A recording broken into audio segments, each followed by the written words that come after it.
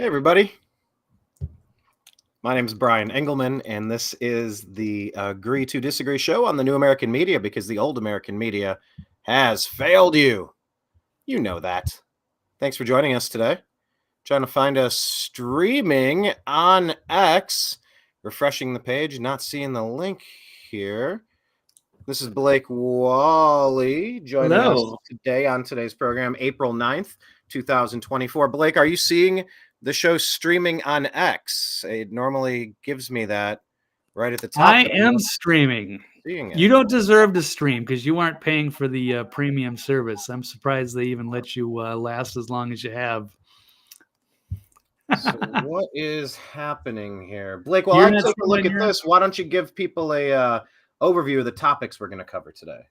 Okay, well, we have an action-packed show. I think we have about, 9 by my count that we're going to be discussing today, including, is World War III and the end of our civilization inevitable? 2, do we need more leaders like Alexandre de Moraes of Brazil?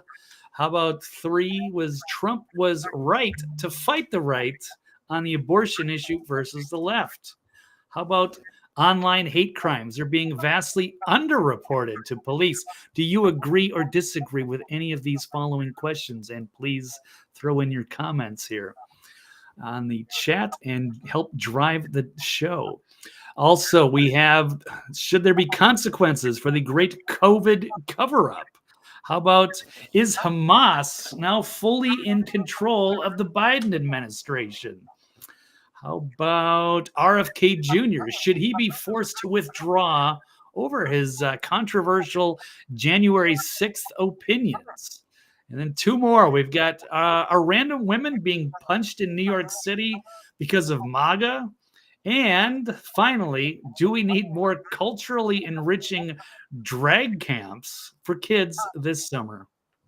So, mighty fine questions, all of these. So we ask your participation. Tell us what you think below, and we will try to incorporate your comments into the show whenever possible. Speaking of the show, look, we're on all of the platforms that we can, and we'll try to be on more.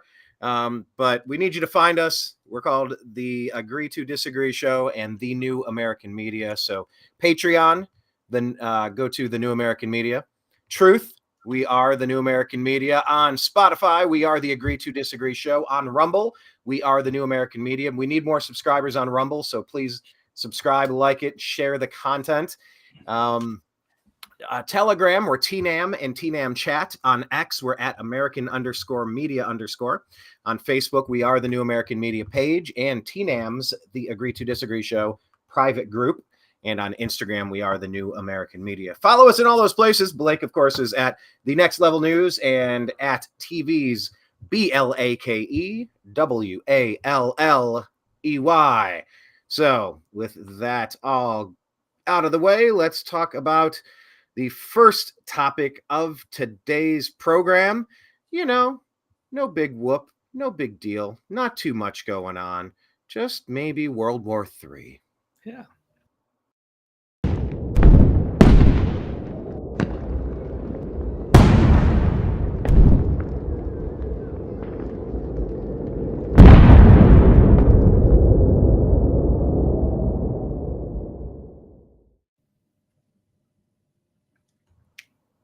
So if you take a look at that graphic, if you're listening on Spotify, audio only, you might have no idea what just happened, but that was an American flag being raised in the middle of what sounds like a battlefield, and it's being raised upside down to signal that we are truly a nation in distress. Blake, Kenneth asking if that's high-heeled drag racing. We'll talk about that. Kentucky Derby on its way as well. As spring begins, all of these things start to happen across the world. Baseball starts, basketball ends. So, Blake, we're going to talk about World War III and the end of our civilization being inevitable, of course. Do you agree or disagree on that point? But in broaching this topic, let's also pause for a second before we dig into the meat of it and just kind of sum up. I know you're a huge college basketball fan. We just had the eclipse yesterday. as we move into the number one topic, just kind of get us caught up on things. How'd you feel about the ladies and the regular basketball? You mean ladies isn't regular? Yes, it's male and female, whatever you want to call it. Lady ball and other ball. How'd you feel about the tournaments? Caitlin Clark did not get her title, and UConn got back-to-back. What say you? Yeah, I guess real quickly, because this is probably isn't more important than the World War III scenario. But before the civilization ends, my quick take on the basketball. I'm not a huge fan, but I do enjoy March Madness. And yeah, I guess it was Final Four for the women was exciting this year because Caitlin Clark was rose as a generational talent in basketball, but then they went up against the undefeated juggernaut in South Carolina and lost. And then, of course, UConn back-to-back champs. So they won last year. I think they were a 6th seed. And I don't know if they really lost any major players. So they were expected to be a strong contender, and they pulled through. And they beat Purdue. And I actually won $50 on that one. So, you know, I had my dad. I had him bet sports betting for the first time this year. And he bet like almost every time for football and basketball this year. Only $500 that he started with. Or he started with 300, kind of lost some, added another 200. So $500 total, betting, you know, between $10 and $20 a game. He won $70 on the last game last night because he bet extra because it was the last game. He actually went, so $500, bet, I don't know, 1,000 games over the last 8 months, and was at $538. So he won $38 after betting 8 months all year. So I'm very proud of him. Well done. Just a very straight up better, you know, $10 here, $10 there. Just a little fun entertainment for him. I mean, they say, Blake, well say if you can break even, I mean, you're coming out way ahead if you can just break even. Whether it's you're losing 10% automatically right off the door off every bet. So there's a 10% commission to the house. So he probably pulled at least, you know, 55 to 60% or something for the entire year. That is impressive. So congrats to my dad. All right. Absolutely. Bravo. And hope all of you had some wonderful brackets as well. I did not participate that much this year, but that being said, we also had something relatively important, newsworthy, if you will. The eclipse, Blake. I mean, some people were making a big deal out of it. We were talking about CERN. We're talking about NASA firing rockets into it. All sorts of things. Do you have anything to say on the eclipse yesterday? I guess the world didn't end. I was hoping maybe we'd pop into a new timeline, I guess, but that doesn't seem to be the case. But would we know? Would we even know in the initial stage that we're in a new timeline? Not necessarily, but I still kind of think that, you know, because I'm looking at this caption here for our headline story, is World War III and the end of our civilization inevitable? So I don't know. I think I felt perhaps that way 2 days ago, and I probably am still coming to that same conclusion now, although it's not a hopeless case. I like hope. I like hope whenever we can, whenever it's wise to use it. I think hope can be, what do they call it? They call it getting addicted to hopium. They say that about potential intelligence operations going by the 17th letter of the alphabet, if you will. And, you know, oh, you're just addicted to hopium. Oh, yeah, there's a big plan. Just trust a plan. And it's like, what's the point of that? Is that to lull people to sleep and out of activism? Is that to lure and lull them into Crazyville? Is that just to mess around? Is it because it makes for a fun story? Is it because it's all true? Is it because it's partially true? Who knows? But hopium is the phrase that you hear bandied about in those circles quite a bit. But yeah, with the eclipse, I enjoyed it. I grounded myself a little bit, charged up my Moldavite, if you will. I just kind of took some time, and I had the special glasses, and I watched how long it took to pass in front of and occult the other heavenly orb up there. And I just took some time to relax and breathe and just kind of recalibrate. Like I enjoyed that 30 minutes of just specific time. Birds stopped chirping for a little bit, and then the clouds came in. So it wasn't perfect, but look, it's a mile marker. Every few decades, you get a chance for something like this. So mark it down on the calendar and move forward. But yeah, as far as was this used to usher in some new time? I don't know. I mean, I how would we know in the initial stages anyway? But look, it seems like the powers that be have been really hell bent on starting a potential nuclear war with the Russian bear for some reason, just to take energy from Burisma in Ukraine. Like we're gonna really set the world on fire for this. I don't know, but that is the number one question of today, Blake. Is World War III and the end of our civilization inevitable, or do you have some hopium for us? What say you? Well, the hopium is going to be woo-woo, I guess, because it looks like the everything seems to be closing in on this scenario. Whether it's World War III that's going to be with involving ourselves into the war with Russia by having Ukraine join NATO, that's going to be a red line for Putin. That's going to lead to bad things. Of course, with Israel and Iran, perhaps escalating tensions that could get us pulled into World War III.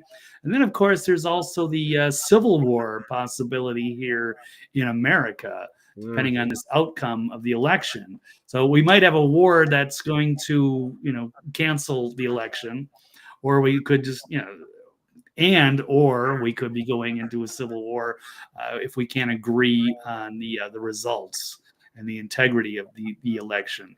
So that's a problem as well. And of course, me watching Suspicious Observers, me watching the Graham Hancock Ancient Apocalypse stuff on TV, I kind of feel like we are at the end of this particular cycle, and that we are heading for perhaps a great reset, not from the World Economic Forum, but just of the Earth and the magnetic poles and the solar micronova that's going to happen with the sun approximately every 12,000 years.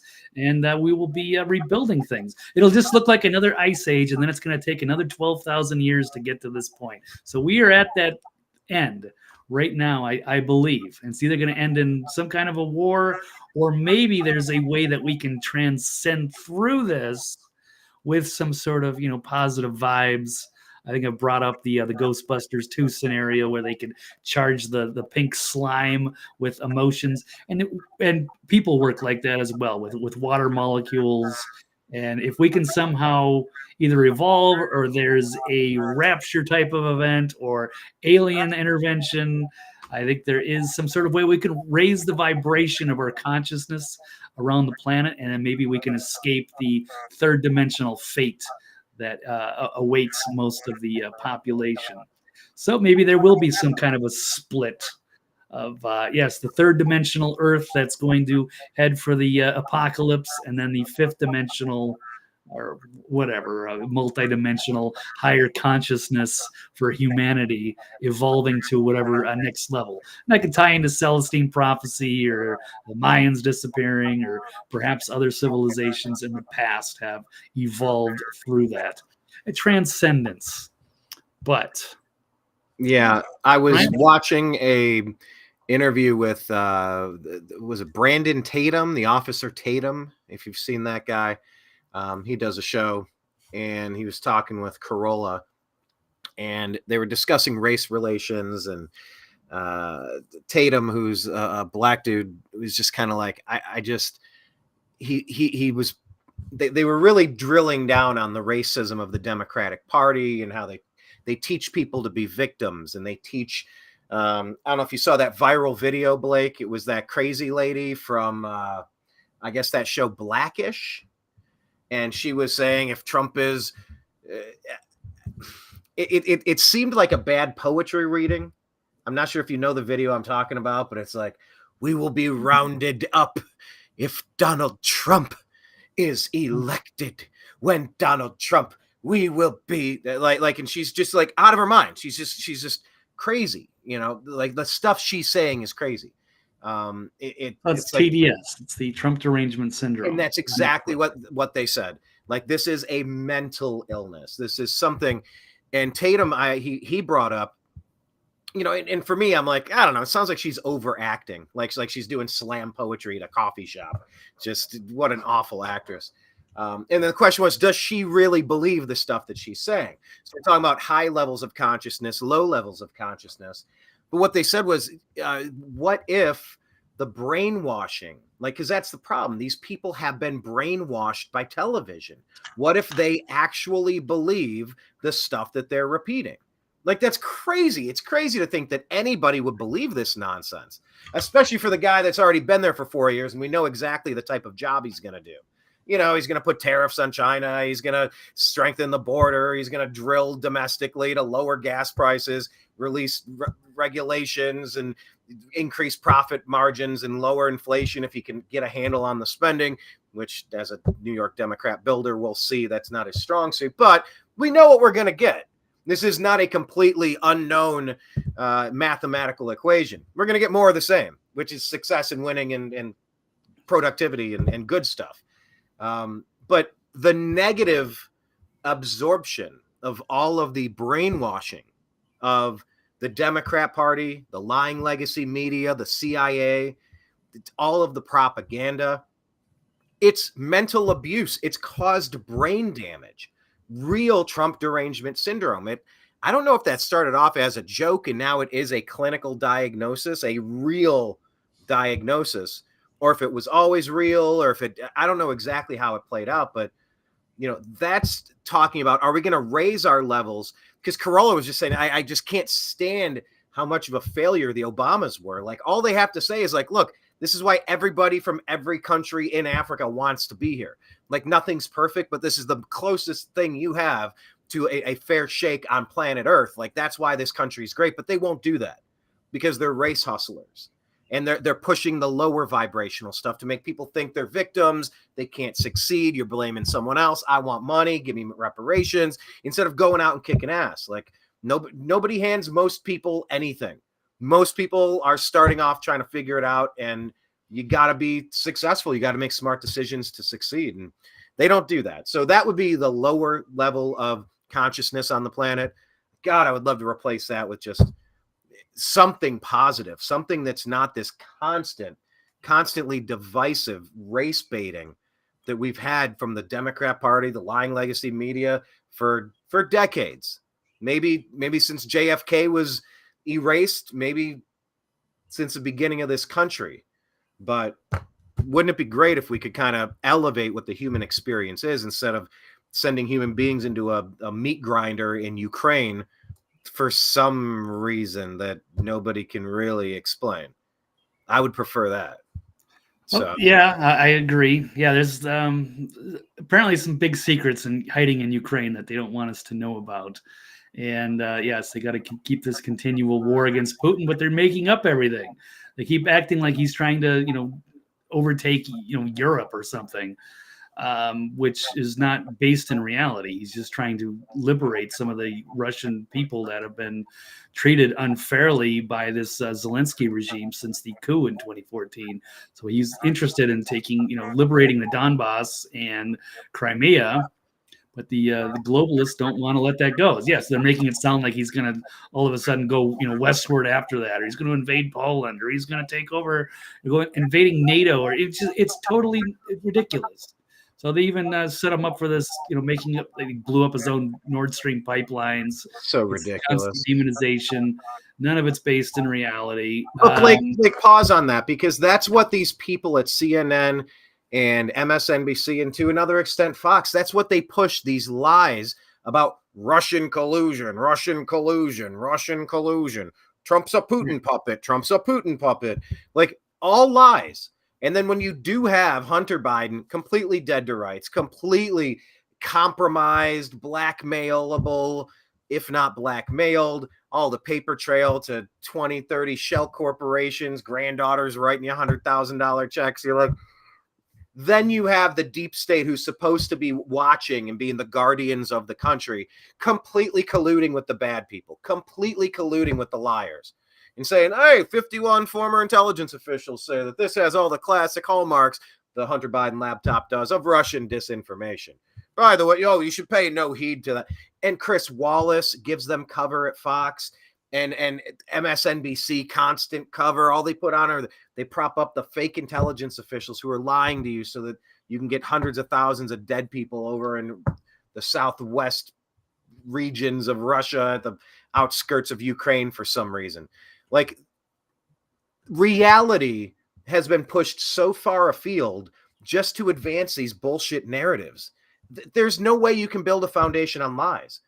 And the country's fed up with it. The country's absolutely done with it. And that is the advent of the modern age where we have access to all of the information. You cannot pull one over on us. You just can't.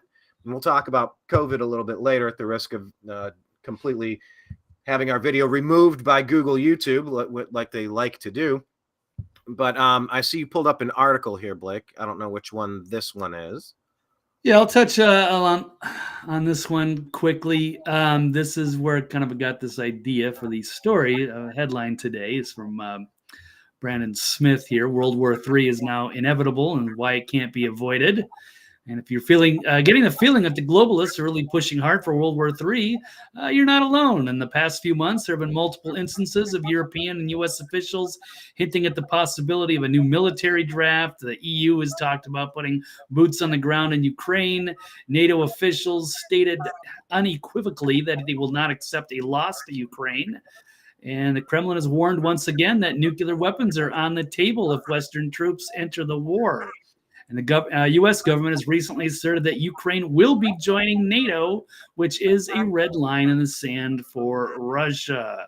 And we can go into, yes, Gaza, Ukraine, Iran, Israel, that escalating and getting the U.S. pulled into that one.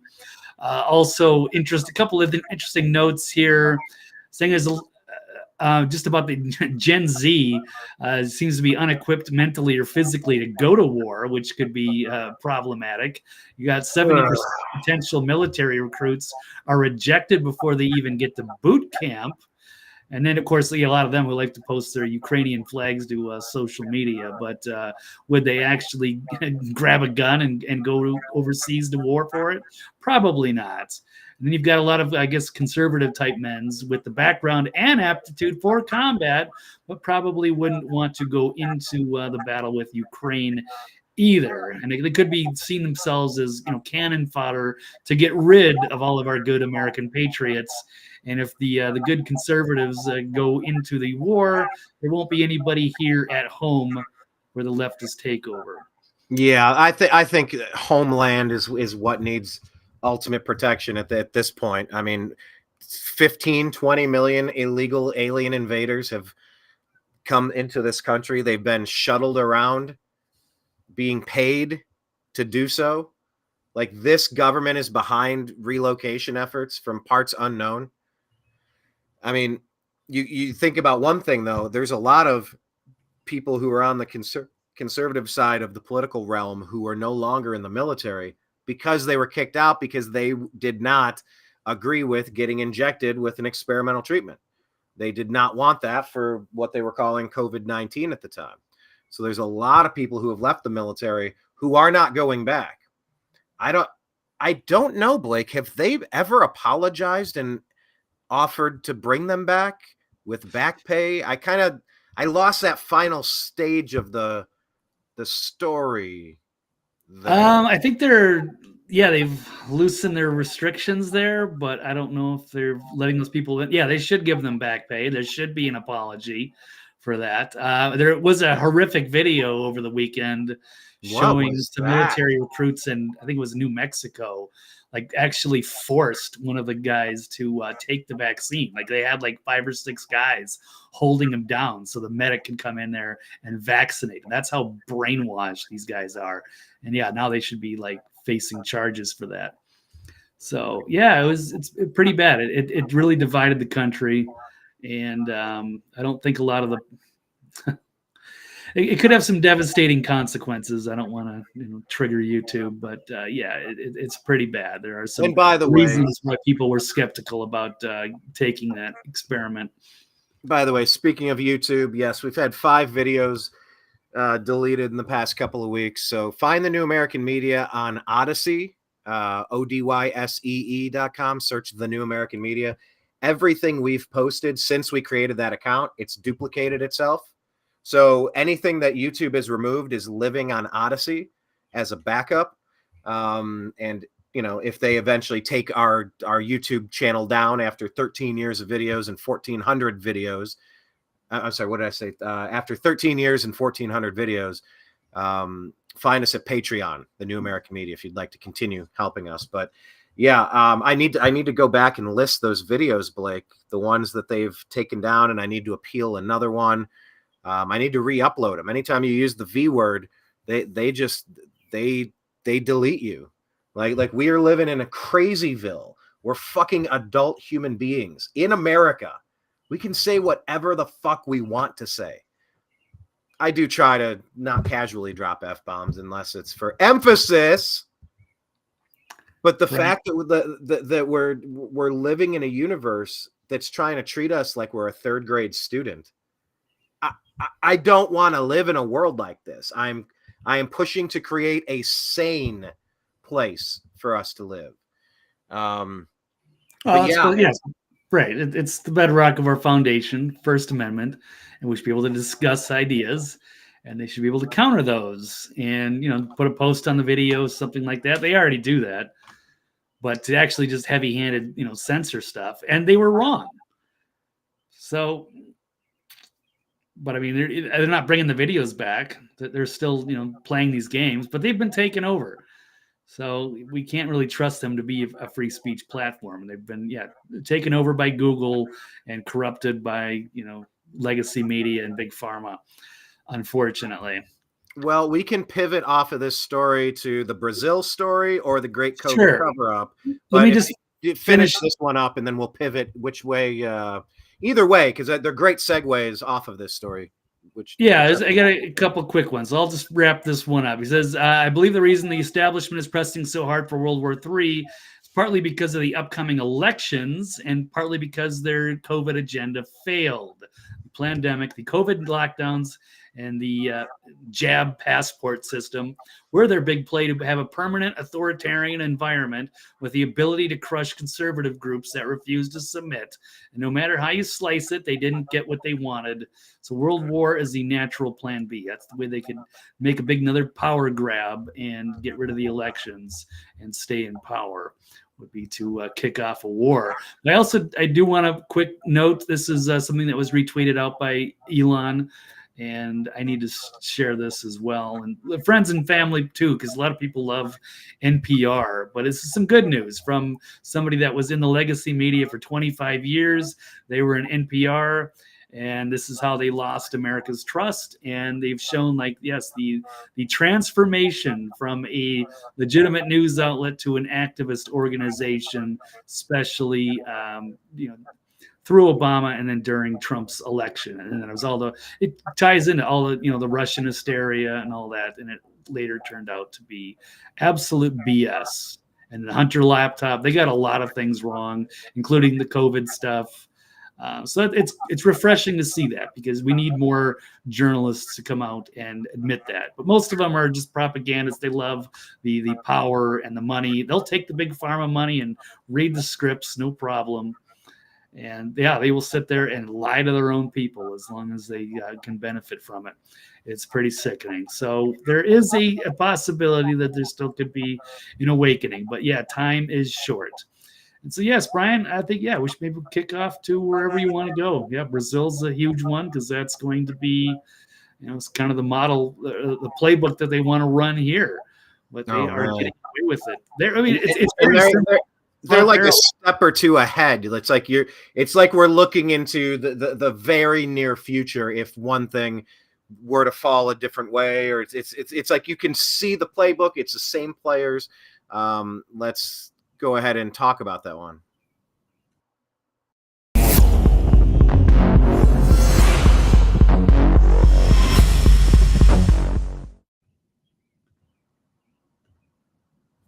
And by the way, as we were talking about vaccines, go to cisa.gov/rumor control for stuff about elections. You'll need that for this Brazil story. And then go to who.int and cdc.gov and cdc.gov/vaccine, specifically regarding vaccine-related medical claims and political implications. Those are your countervailing views. Okay, so let's talk about What's going on in Brazil, Blake? My goodness. Do we need more leaders like Alexandre de Moraes? Am I saying that correct? De Moraes? De Moraes? I don't know. If it was in Spanish, it would be Alexandre de Moraes. Well, it could Moraes? be Moraes. It could be But yeah. Moraes. It could be Well, Moraes. right, but Brazil is not a Spanish-speaking country; it's Portuguese. So I'm not. There could be little variations within the Latin language. Okay. So I'm not 100%, but close enough. But yes, there is some really explosive stuff happening there. In fact, yes, we got Michael Schellenberger, and we've got Glenn Greenwald sounding the alarm, and Elon Musk amplifying the message. And people in Brazil are, yes, we have a big fight for freedom going on. So there's a new episode of, basically the Twitter Files, but this is in Brazil. They're engaged in a sweeping crackdown of free speech led by a Supreme Court justice named Alexandre de Moraes. He has thrown people in jail without trial for things that they posted on social media. And he has demanded the removal of users from social media platforms, and he has required the censorship of specific posts without giving users any right of appeal or even the right to see the evidence presented against them. So now Twitter Files, released for the first time, reveal that Moraes and the superior electoral court he controls engaged in a clear attempt to undermine democracy in Brazil. So they have legally demanded that Twitter reveal personal details about Twitter users who used hashtags he did not like. He demanded access to Twitter's internal data, which is in violation of policy. He sought to censor unilaterally Twitter posts by sitting members of Brazil's Congress, and he even sought to weaponize Twitter's content moderation policies against supporters of their then president, Jair Bolsonaro. That would be like going after, Trump supporters, which, they did here to a degree, and they probably have a lot of that info, but this is even more heavy-handed with him here in Brazil. So the files show the origins of the Brazilian judiciary's demand for sweeping censorship powers, courts' use of censorship for anti-democratic election interference, and the birth of the censorship industrial complex in Brazil. It is utterly terrifying stuff. And, of course, we can tie that into Glenn Greenwald made this great report. I won't be able to, we're not going to play all 18 minutes of it. Do you want to get the gist of it? Give him a minute or two? Because absolutely. Nobody's better at this. And he lives down there too, right? Yeah, I know. He should be getting out of it. I don't know why he's still there. He was, married. His husband, unfortunately, passed away. And I think it's time for him to get out of there. But I don't know anything about his situation there, but he is one of the greatest journalists that we have today. And it would be shame for him to be persecuted by this corrupt regime. But he even says in the beginning of this video that he had to really speak to some lawyers before he went public with this. This is getting really dangerous to speak out.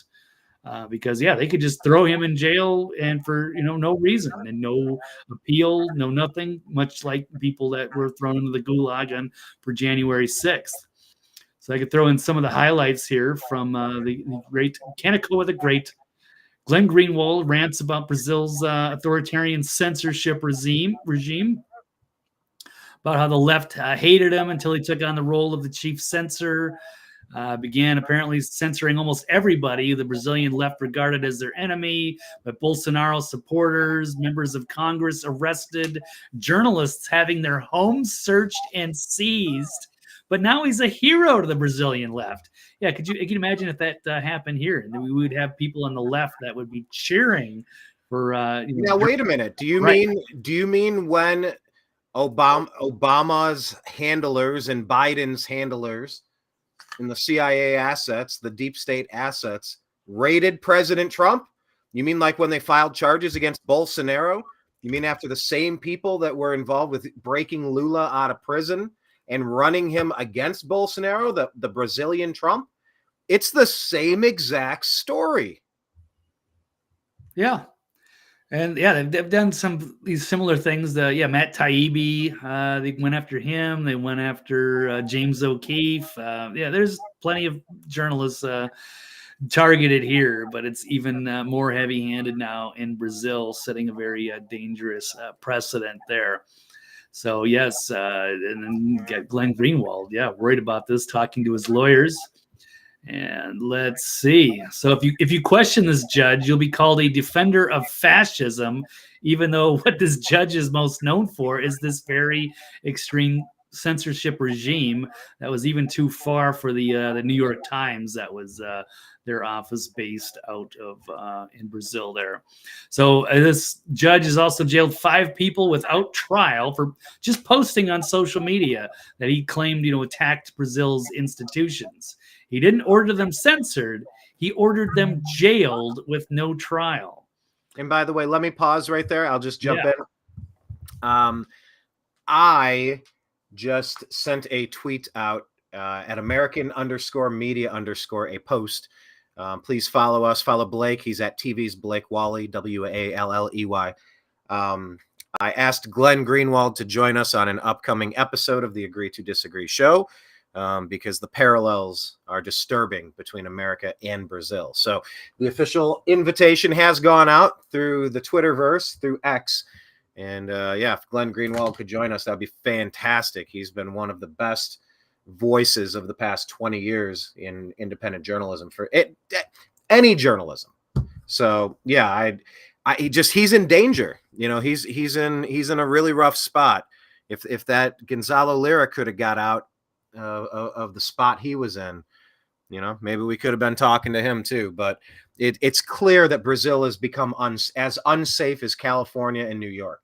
Like these are not safe places anymore. These are places that have become openly hostile and violent. There's nothing more violent than capturing and caging a human being. Oh, absolutely. Especially just for what? For criticizing the regime, just for political opinions. Yeah, that's pretty terrifying. And this is what the dude looks like. He looks like something out of Central Casting. He's, yes, a supervillain. Looks like, Dracula or something. It's crazy.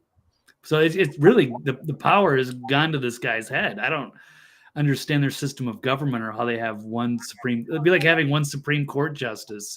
Describe this guy. Sorry, you were saying this. It'd be like having one Supreme Court justice. I am the science, says Fauci. I am the law, says this guy. I am the science. For the people listening to the podcast and don't have access to the visuals, describe what this guy looks like. I have a couple things in mind. I'm wondering what you would say. God, it's all wearing all black, like you'd see with a judge gown, but he's also got like a cape, a big black cape over it. Like it's, I don't know, something out of like, you think of like the Salem witch trials or something, and it's weird. It looks like well, look at that belt buckle. It looks very puritanical. His belt buckle looks like the top of a Puritan's hat. It's this big rectangular chunky thing. Yeah, or even like Spanish Inquisition or something. Yeah, like it's just like a reincarnation of that.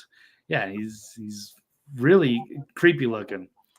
So yes, he's got way too much power, and he needs to be restrained. And it's probably him that should be jailed, or at least quarantined until we can figure stuff out. Like he should have his power stripped immediately, and everything be called into question before he gets any further. Because this is like how like a Stalin, grabs power, and the next thing you know, we've got tens of millions of people dead. Like, how did you? This is their plan. This is exactly what they're aiming for.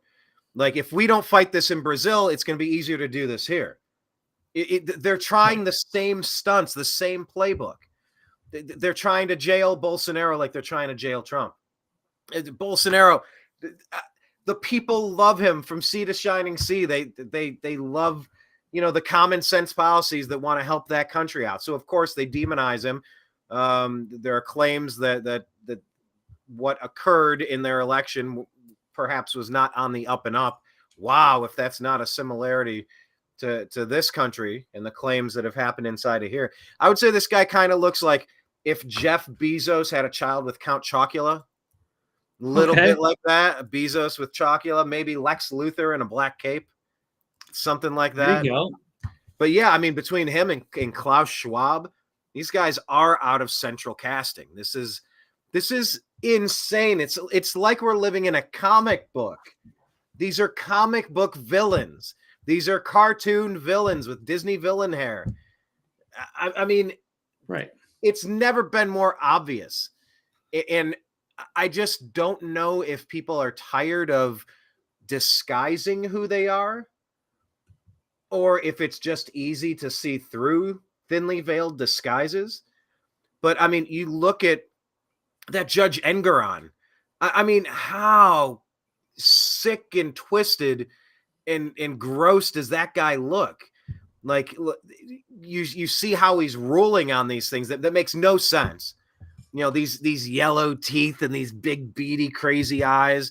Like, the crazy people actually look crazy. The bad people actually look like bad people. And there's not much of a difference between bad and crazy. I mean, it's a fine line. I don't even know how you separate those, but yeah.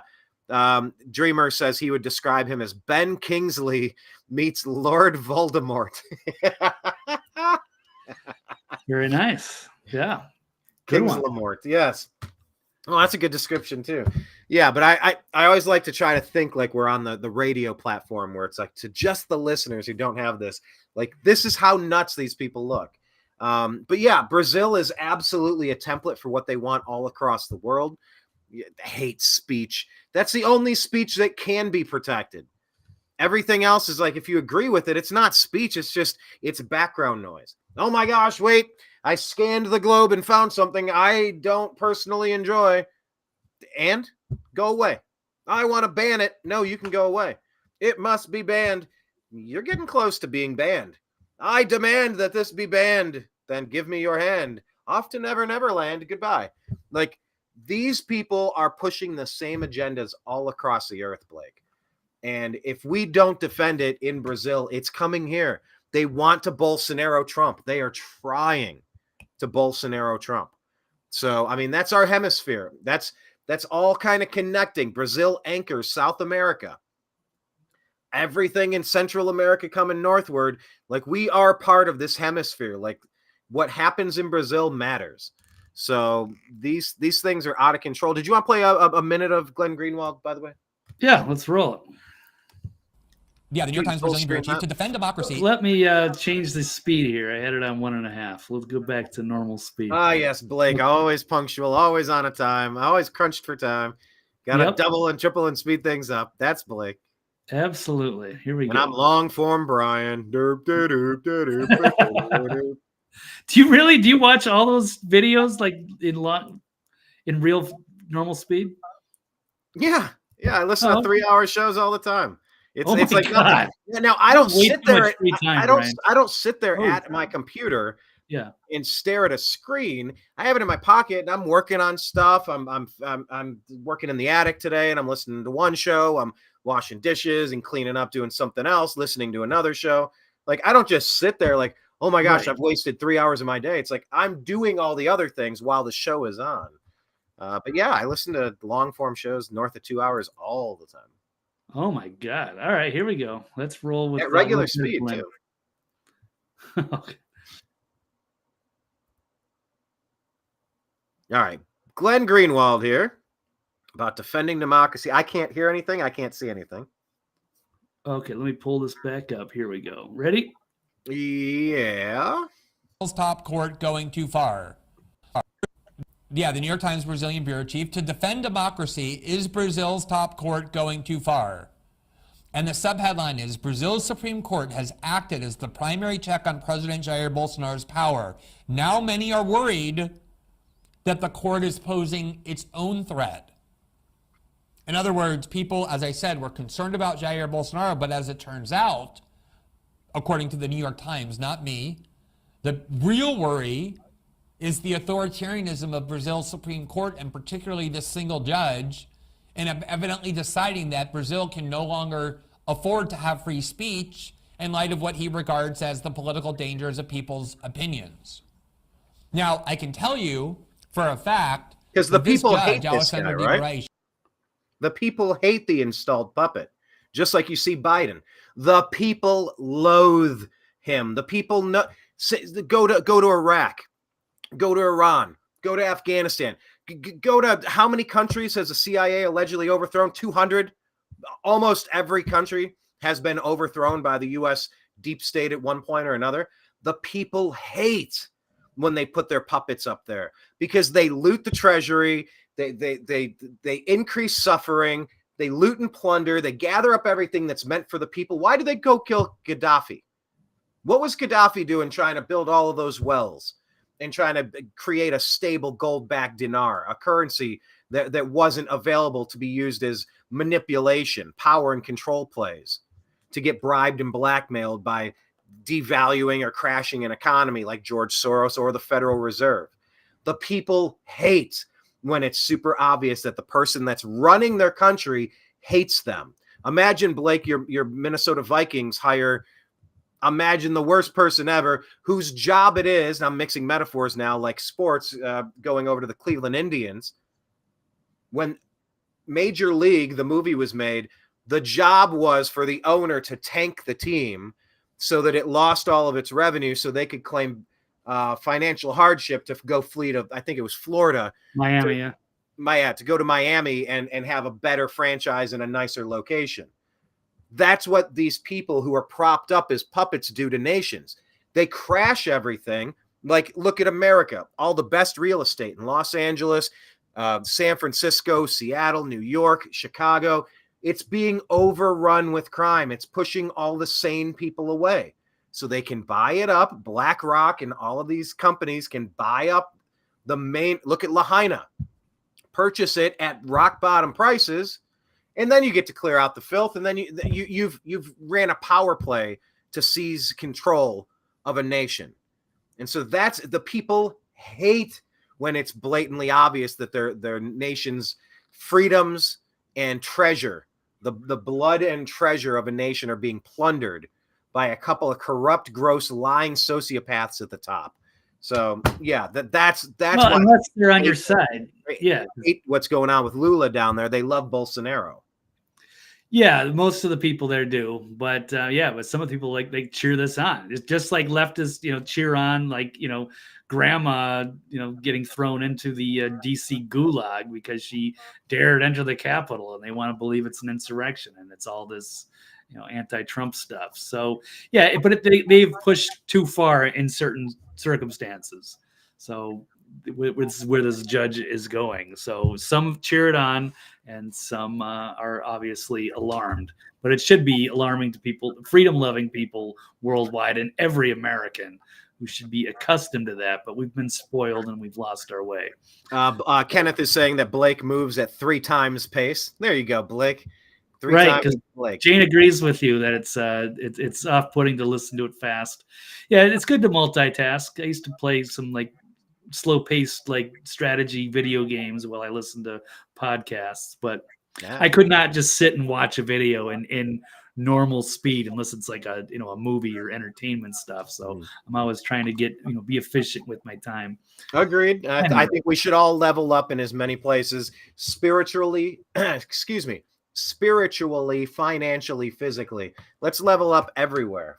Like all the places. Let's level up on every realm. Let's hear a little bit more of Glenn Greenwald describing this. Sorry, I had to jump in just because Lula is so disliked. He was a prisoner. They broke out of jail, like, so that Bolsonaro could get defeated. And what the country, I mean, if you saw the protests that erupted, I mean, it made January 6th look like the people know when they're being lied to. The people know when they're being robbed. The people know when they're being manipulated. And the people know when they're being strong-armed and threatened. And it's never been more obvious across the globe than it is right now. And we're seeing it in every country. What is it? Scotland, Ireland, UK, Canada. You can't talk. You can't talk. We're gonna throw you in a cage if you talk. It's like, how about fuck off? How about fuck the fuck right off, you fucking fucks? Okay. I'll say whatever the fuck I want. Don't tell me I can't say shit. Don't tell me I can't have opinions on the V word, YouTube. Fuck off. Don't tell me that I can't question the outcome of an election like every fucking Democrat has ever done since the beginning of fucking time. YouTube, Google, Facebook, Meta, fuck you. If you tell me I can't say something, you're fucking right. I want to talk about it. I fucking hate being told I may not engage in intellectual debate, conversation, criticism, whatever the fuck I want. And if you defend the right to have the ability to do this now, it will be lost forever. And madmen and monsters and crazy motherfuckers are going to dominate until they set everything on fire. And I'm not ready to roll over and just accept that yet. So fucking forgive me. No, it's all good, Brad. That's the spirit of our forefathers. Because, before that, there was no freedom of speech. You weren't allowed to criticize the king or whoever was in the leadership. So they, innovated that. And, it would be a shame to lose that.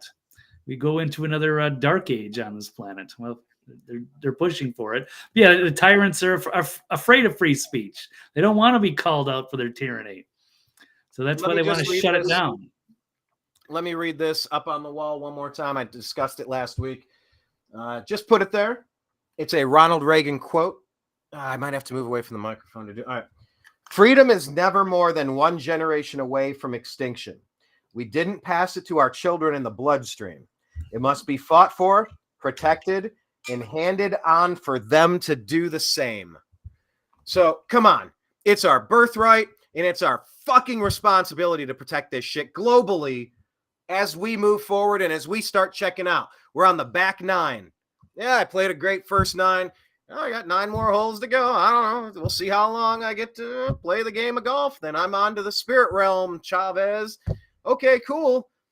We need to do a little bit of work. They say activism is the rent that you have to pay for living on planet Earth. You pay a little bit of your appreciation forward.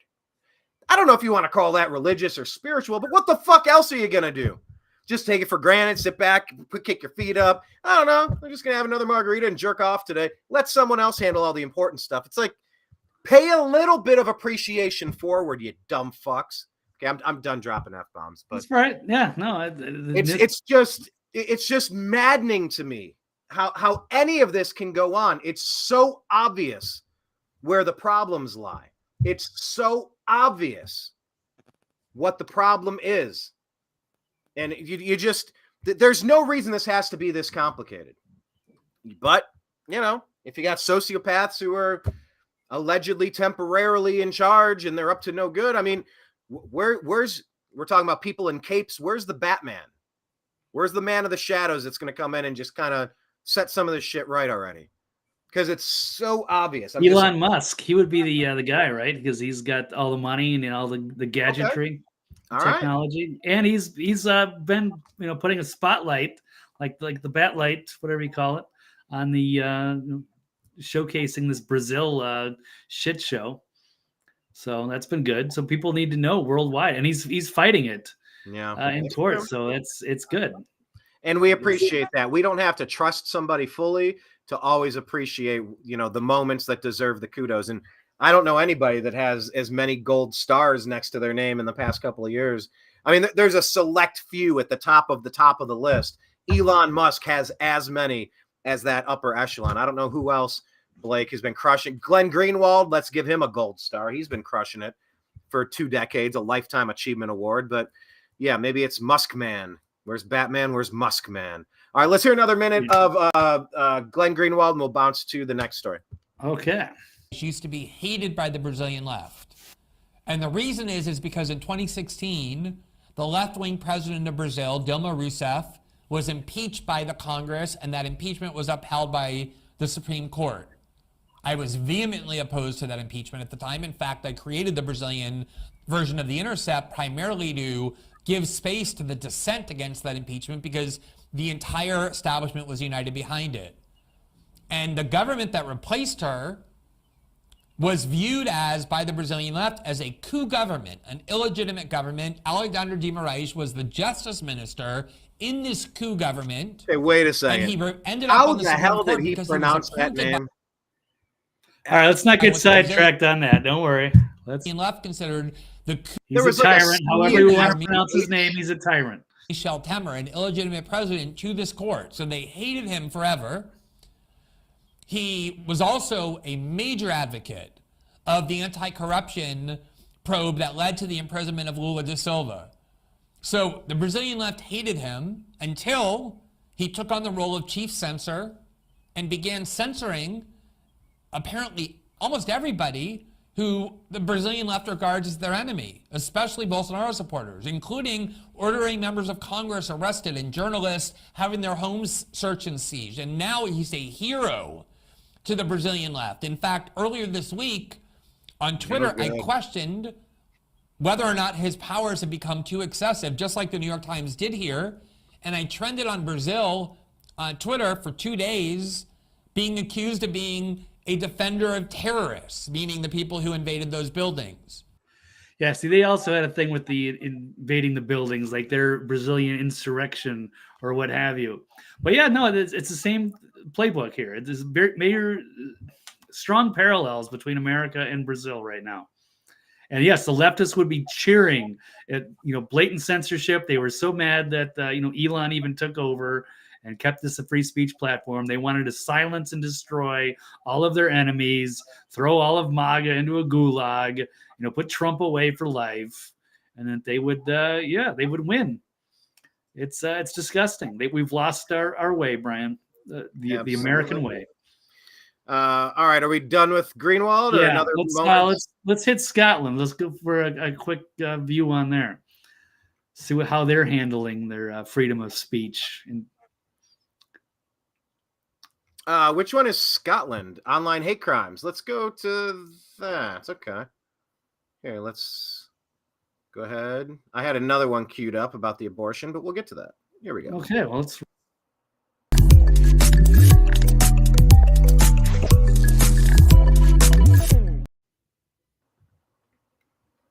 Okay. Well, I actually had consequences for the great COVID cover up next, but let's talk about online hate crimes. Blake, agree or disagree that online hate crimes are being vastly underreported to police? And by the way, hang on if you just hang on because this Trump story about the abortion, I think this is probably the biggest story of the year. What? The election. Well, it's an important one. It's an important one. Oh yeah, it is very important. It takes every last stone out of the basket of Democrats to chuck at your head. They have nothing in their arsenal. They literally have zero now. This was the only. Right. We're getting too far into it. Which story? Pick a story. Hey, you're Brian. The one that said what? Pick a lane. I responded. I what? Right. So let's talk about online hate crimes, Blake. Agree or disagree? Yeah, we can do a quick one here because underreported to police. I am going to disagree there. So we've got hate crime reports in Scotland set to outnumber all other crimes combined. Yeah, we played this last week, and it just started to become a thing where police in Scotland were going to come over and ask you about your online posts and whether they were offensive. And I can't see that page. Let me double click it for you. Oh, okay. There we go. Thank you, Brian. There we go. And by the way, there is no such thing as a hate crime. Like these things are these are made up terms, made up terminology. Not necessarily, but necessarily. Like a crime is a crime. Well, people abuse the word hate crime, but yes, there are some actual hate crimes, but then they inflate that number for their own. Show me a loving murder. Show me a loving murder. Like right. Yes, you hate the person that or you hate anyway. Yeah, the term in and of itself, but they've done the thing you have to do. You got to embrace it, magnify it, and show how absurd it is. So when everything's a hate crime, nothing is. Fair enough. So yes, the hate crime reports in Scotland are now on course to outnumber all other offenses combined as a result of a disastrous new law that has been weaponized by political activists. So under the new legislation, anyone deemed to have been verbally abusive in person or online to say a transgender person, including then insulting them, could be hit with a prison sentence of up to 7 years. So after conservatives made a mockery of the legislation and deranged left-wing activists exploited it to target their political adversaries, officers have been deluged with vexatious reports. Oh, that's quite a word there. With one top official complaining that we cannot cope. And the sheer number of bad faith complaints coming in is ludicrous. It's 8,000 hate crime reports in the first week of the new Scottish legislation coming into force, which, if replicated through the year, would surpass the entire total of 416,000 crimes reported overall to police. So that's amazing. Yeah, Scotland. I can't believe how like woke and stupid Scotland turned out to be. Well, but just it's the minority. It's the You just got to figure out who overthrew the country. This is an overthrow. To go to such ridiculous, to go to such absurd policy positions. This only happens in an overthrow. The country was overthrown. Sanity was overthrown with madness. I don't know what it takes. Canada. How the hell did Canada put Trudeau in? And how is Trudeau able to get away with what he's getting away with? He's doing completely ridiculous stuff, banning self-defense and criminalizing words and thoughts, thought crime and speech crime. They are trying to do the same thing everywhere. There's a movie, Everything, Everywhere, All at Once or something. That's the plan. This is a global strategy. So, what's going on in Ukraine, guess what? It suddenly impacts us now. We have never been more interconnected in such an important way. So we have to defend our brothers and sisters when they're under assault, wherever it happens to be on this damned earth. That's my thought. Yeah, there you go. I agree. And there's some, it gets weird. But here's a tweet that you posted this one, Brian. Free speech attack all around the world, from Lula in Brazil to Biden. Words are violence in Scotland. They're distracting from the great, jab cover up. They're distracting from stolen elections. They're distracting from their crimes. Time to wake up. And I'm also going to follow with another article here from the Watson brothers on modernity with the leader in Scotland. So he's saying anyone who reported his anti-white speech to the police is far right. So they allowed this law, and then they were playing highlights because of Scotland's draconian new hate crime law. And you got First Minister Humza Yousaf has now stated that the only people who reported his infamous anti-white speech as a potential hate crime are far right. So it's blatant hypocrisy. And in Scotland, I guess, is 96% white. So here we go. Let's run a quick clip from him. Interestingly, you too have also been reported under the new hate crime legislation. And it actually, for many Scots who've reported you, goes back to a speech you made in 2020 where you went through a whole series of important senior public posts in Scotland which are held by white people. And you made a very powerful point about how white so many important positions in Scotland are. And you said it's not. The Lord President, white. The Lord Justice Clerk, white. Every High Court judge, white. Hello, Police Scotland. Yeah, I'd like to report a hate crime. Dozens actually did precisely that. Police Scotland weren't interested. The leader of a country demonising an entire race in front of the national parliament. White. Not a hate crime. Calling a biological man a man. Lock him up for 7 years. Think I'm joking? Ooh, think again. Welcome to the utter stupidity of the Hate Crime and Public Order Scotland Act. Okay, well, there we go. A few highlights. You guys can go check out the rest of that report. I just tweeted it out. TV's Blake Walley. Did you tag us on it so we could reshare it? No, Brian. Right. You'll have to go to my profile. I forget to include you in all of that stuff. That's the good stuff. And the stuff we're literally talking about together. Those things. Right. Not everything. Just the important stuff. Okay. Yeah, online hate crimes. Good for thee, but not for me. That's not shocking. That's how it goes. All right. So we'll keep our eyes peeled on that. You referenced something in there, switching gears here. about where the priorities are, what's being focused on, and what's being swept under the rug. Well, this kind of started trending earlier today, and it was interesting to see the reactions. Do you agree or disagree that there must be consequences for the great COVID cover-up? Yes, I will definitely agree with that. Brian, good call. You discovered this. It's a major. This is actually written by Senator Rand Paul. Let's pull this article up here from Fox News, an opinion piece. But yeah, it's a shocking truth about the Wuhan and 15 federal agencies that there was a big cover up going on with COVID. So, how vast was this great COVID cover up? Well, Rand Paul's investigation recently discovered that government officials from 15 federal agencies knew in 2018, so 2 years before the general public, that the Wuhan Institute of Virology was trying to create a coronavirus like COVID-19. This is all a gain of function research. So these officials knew 2 years ahead that the Chinese lab was proposing to create COVID-19-like viruses, and not one of these officials revealed the scheme to the public. In fact, these 15 agencies have continuously refused to release any information concerning this alarming and dangerous research. Yeah, they were briefed by Peter Daszak's EcoHealth Alliance, the Wuhan Institute of Virology. They had a diffuse project. And so for years, Rand Paul has been fighting to obtain records from dozens of these agencies relating to the origins of COVID-19. And under duress, the administration finally released documents that shows this project was pitched to at least 15 agencies in January of 2018.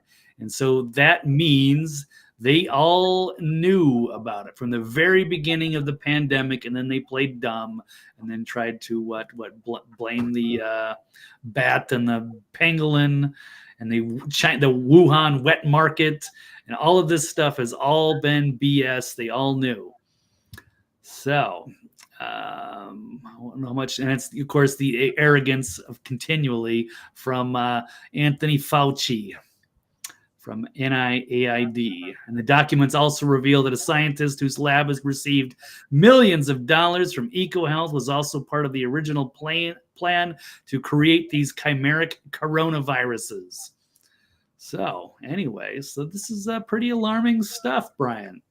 And it's also the reminder that effective treatment options were lied about. That's the part. There's so many parts to this. They demonized ivermectin. It was chloroquine, ivermectin, monoclonal antibodies. These were things that you should have had the right to talk with your doctor about and receive. They shut you down and did not let you have access to the internet on social media if you were discussing these topics. They have no fucking right to tell me what I may or may not fucking discuss on X or Facebook. It's a private platform. Fuck you. What they're doing, the Obama plan, and it's exactly what you have right now with 3.5 years into the Biden puppecy. They outsource their rendition. Oh, no. We're the United States. We don't torture. Oh, you just kidnap a person, you throw a bag over their head, you take them to Northern Africa, you take them to a place, and then they torture them. Oh, okay.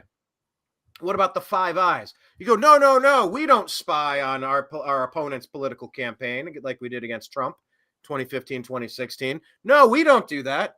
No, we get the Five Eyes nations and say, hey, we want you to check this person who's connecting with Trump, and we want you to surveil him and then give me all of your information. Are you that fucking stupid to think that you're going to get away with this? They have so far.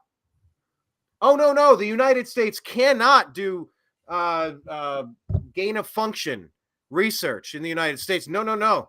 Yeah, we're just going to fund the NIH over there in Wuhan, China, and Fauci and his pals are going to do it over there. Fuck all of you people. They're doing the exact same thing through proxy. Oh, no, we didn't declare war on Russia. Yeah, we did. We overthrew Ukraine, Victoria Nuland, Obama, Biden in 2014, and the proxy war is fighting Russia. We were fighting a proxy war against Russia in Syria.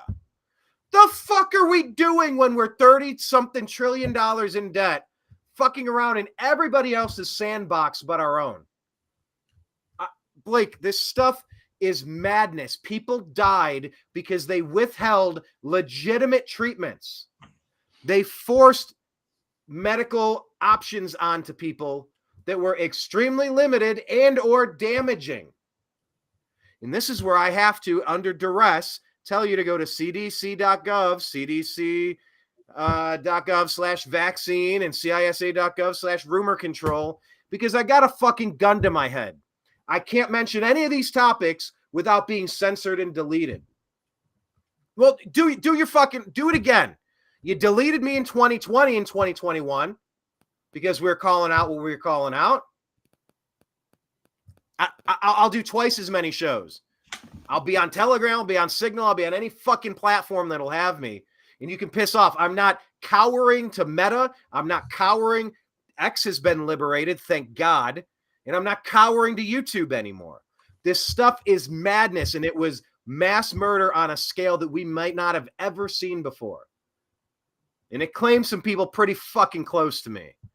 So I'm a little invested in this story, and I don't understand why Fauci isn't in handcuffs. When you can jail Trump, when you can charge Trump with 600 fake bullshit crimes, but you can't just arrest Fauci and hit him with some of the most obvious stuff, something's wrong. There are people who were impacted, families who will never be made whole again because of your actions, Fauci. So I'm really appreciative to Rand Paul doing what he's doing. But where's the teeth? Where's the mechanism to actually charge him with a crime, handcuff him, and go get his mug shot? Oh, I'll buy that mug shot on a t-shirt. That's for damn sure. Because they're going to do it again. If you don't punish them severely, they will do this again, Blake. Yeah, no, I agree. So it's great we're getting some light on this, and people need to pay attention. And the more people that know, they should be outraged with everything that's going on and how they've lied from beginning to end on that. And it was more of a pandemic. They knew, covered it all up, and yeah, now they need to face some consequences. So Jane is suggesting that maybe Fauci needs to revisit those Beagle experiments with the flies buried up to their necks in the sand. Remember seeing those? Remember seeing how gross those were? These are the people that are walking around scot-free, right? The Faucis, right? Yep. The military industrial complex, the entertainment and media industrial complex, the Democrat Party and deep state rhino industrial complex. Fuck these people. All right. So thank you, Rand Paul, for staying on top of this. Please, let's get him charged with crimes. Charge him in a red state. We've learned red state, blue state.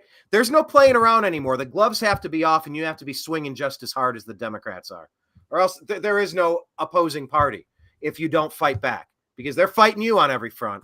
So, okay, anything else to add on Fauci, Blake?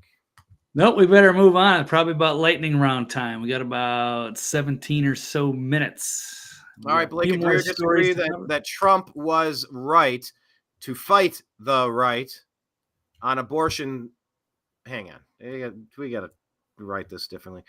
Blake, do you agree or disagree that Trump was right to fight the right on the abortion issue versus the left? What are you doing to me with these statements? That was an impossible to read.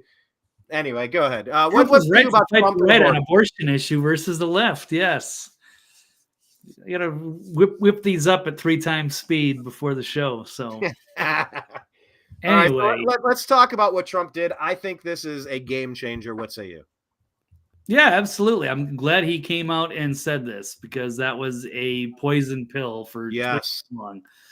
So Trump has lashed out after the GOP pushback on abortion stance.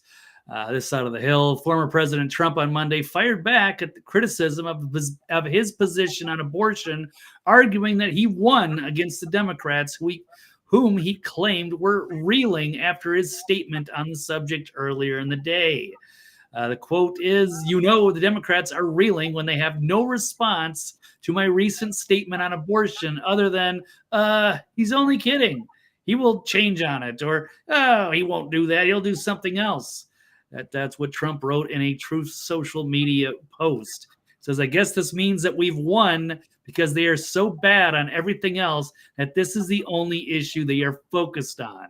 And he's 100% correct to break away from the religious conservative right, who, I can agree with on a bunch of stuff, but they're very restrictive abortion level, laws were such a turnoff to people that it would fire up the leftist base to go out and vote on a single issue, which has been happening. So yes, abortion's, sad in a greater scheme. It's a sad reflection of our culture, blah, blah, blah. But to make these draconian laws, like, either they're illegal or they can only be done in a very short time frame, was just a deal breaker for the left. And that would, so. It's literally the only thing that the Democrat Party relies on. They don't offer you anything. The one thing they say is, no, your right to kill your own kid is the most important thing. You must vote for us because that other party will try to ban it. This is now off the table. This has been kicked to the states, as most of the legal scholars worth their salt have kind of come around on. This never should have been a national situation. Roe versus Wade going up to the Supreme Court, becoming a federally to enter the rights category. I mean, the rights that you have are the right to life, liberty, and the pursuit of happiness.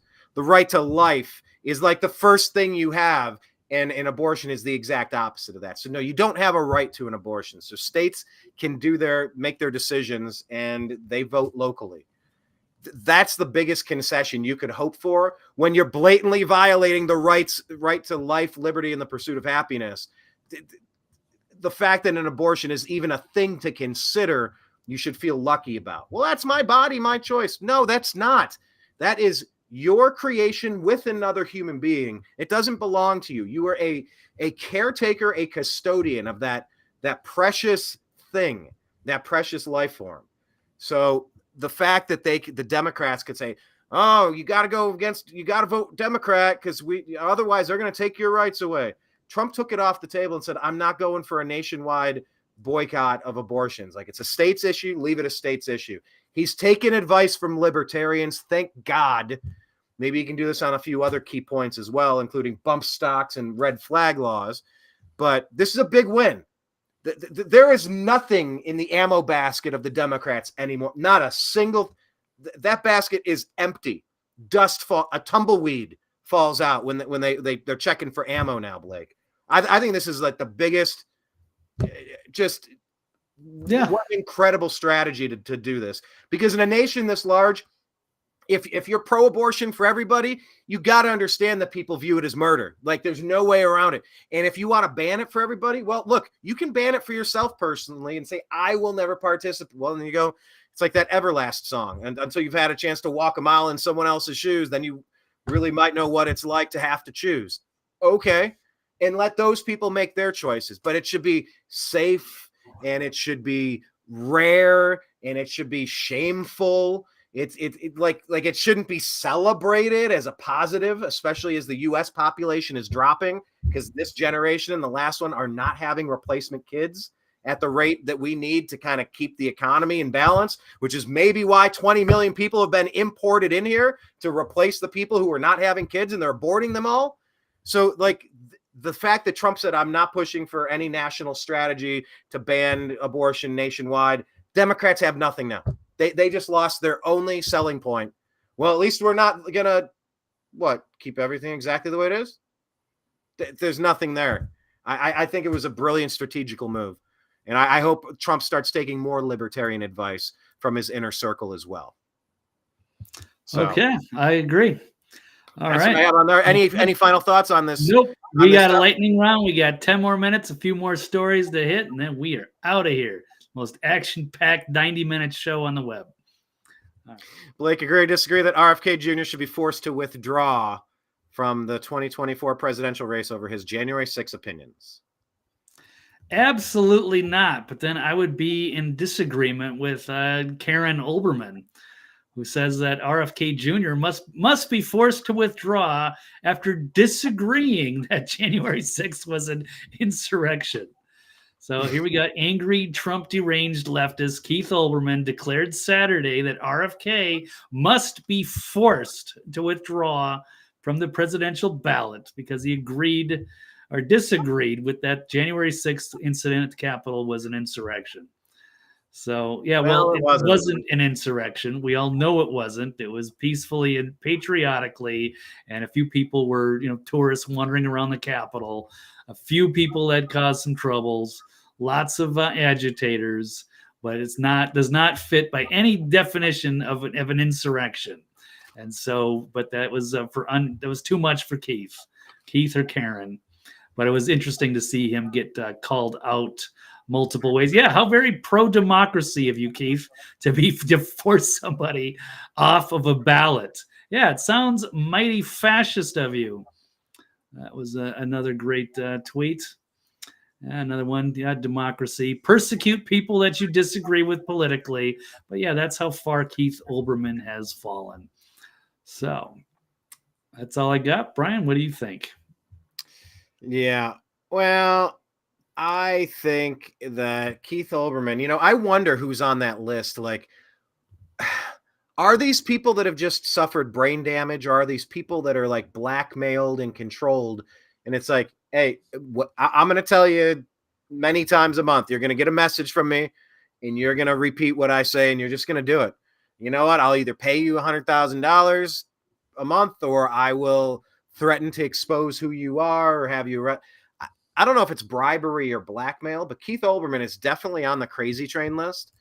There's maybe how many would you say? 50, 300 that are on the crazy list. Like, they're almost always out there with the worst opinions.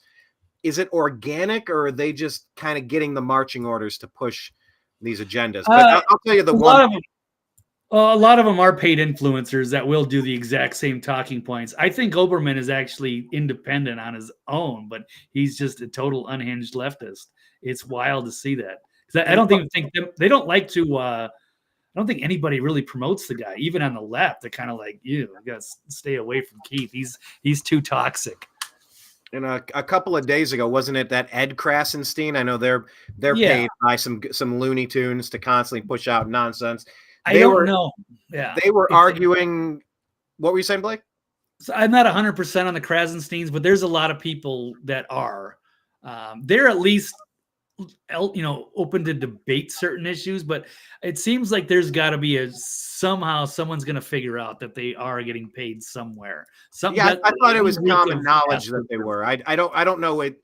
Is it Soros? Is it? I don't know exactly. I don't know if they are. They claim they're not, and there's nothing definitive. There is a video, but they say that they put that out intentionally just to make it sound like it. But it's weird to have, all leftist opinions if you're not on the payroll. But most of them are on some kind of a payroll. Yeah, well, it was Ed Krasenstein, I believe. It was one of them, I think, that I was hearing defending Joe Biden's right to inappropriately shower with his daughter Ashley, and she says I was probably molested. Taking the stance that it's okay to shower with your teenage daughters, like that's the level of gaslighting we're at, Blake. Like, there's nothing that the regular cast of 300 crazies aren't going to regurgitate and try to pee on your leg and tell you it's raining. So, yeah, just final point on that. Pee out of your eyes, like Keith Olbermann. Yeah, I know. I'm looking at that. That's an interesting yellow graphic there. But, the most armed population in America, the most fired up and angry over something that they believe was stolen from them, gathered on January 6th, and not a single one of them was instructed to become violent, was encouraged to discharge a firearm. Not a single shot was fired from the Trump crowd. One single shot fired from a police officer cowardly killing an unarmed veteran mother when she could have been arrested, and 100 other options instead of being shot in the face. So, all right, Brian, lightning round. Right. Yeah, I'm wrapping up my point, Blake. Okay. These people who were at January 6th don't even remotely resemble what it would take to label something an insurrection. They know it. And anybody that uses that term in 2024, they are on the payroll. They are intentionally gaslighting you. Don't let them get away with it. Laugh at them as they should be laughed at. So Jane says everybody needs to take libertarian advice, not just Trump. Good point. All right. Moving off of that issue, JFK. Hummus, Blake. Yes. Is Hummus now fully in control of the Biden administration? What say you? That seems completely absurd to me, but it apparently made sense to Ben Shapiro, who did tweet that out. Says, here's the tweet. The Biden administration is now effectively preparing to make aid to Israel contingent on unspecified changes to Israeli policy, which means that Israel can do little or nothing to appease the White House. Hamas is now in control of the Biden administration.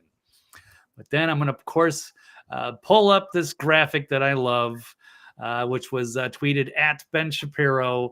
Hamas is now in control of the Biden administration. And here we go. We show the top levels of the cabinet that are completely Zionists at the very top.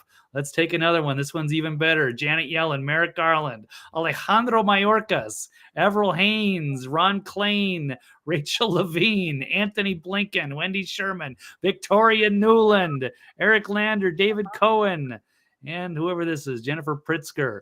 It's pretty amazing. So no, I find that absolutely absurd. A lot of people are questioning maybe the Bibi Netanyahu regime is a bit too many warmongers, and they're creating more problems. So there are people criticizing, yes, the leadership over there, including myself. What happened to that graphic? Did it disappear? That was your graphic. Well, was it on the? Did we see it? Yeah, we were looking at it. We did see it. Okay. Yeah, and then of course we've got Mark Levin. Biden is evil for criticizing Israel's drone striking of the food aid workers. Hold on, let me double click it so we can see this. Oh, okay, sorry, I'm trying to hurry here, so I don't know why that came loose. You're the only one in a rush.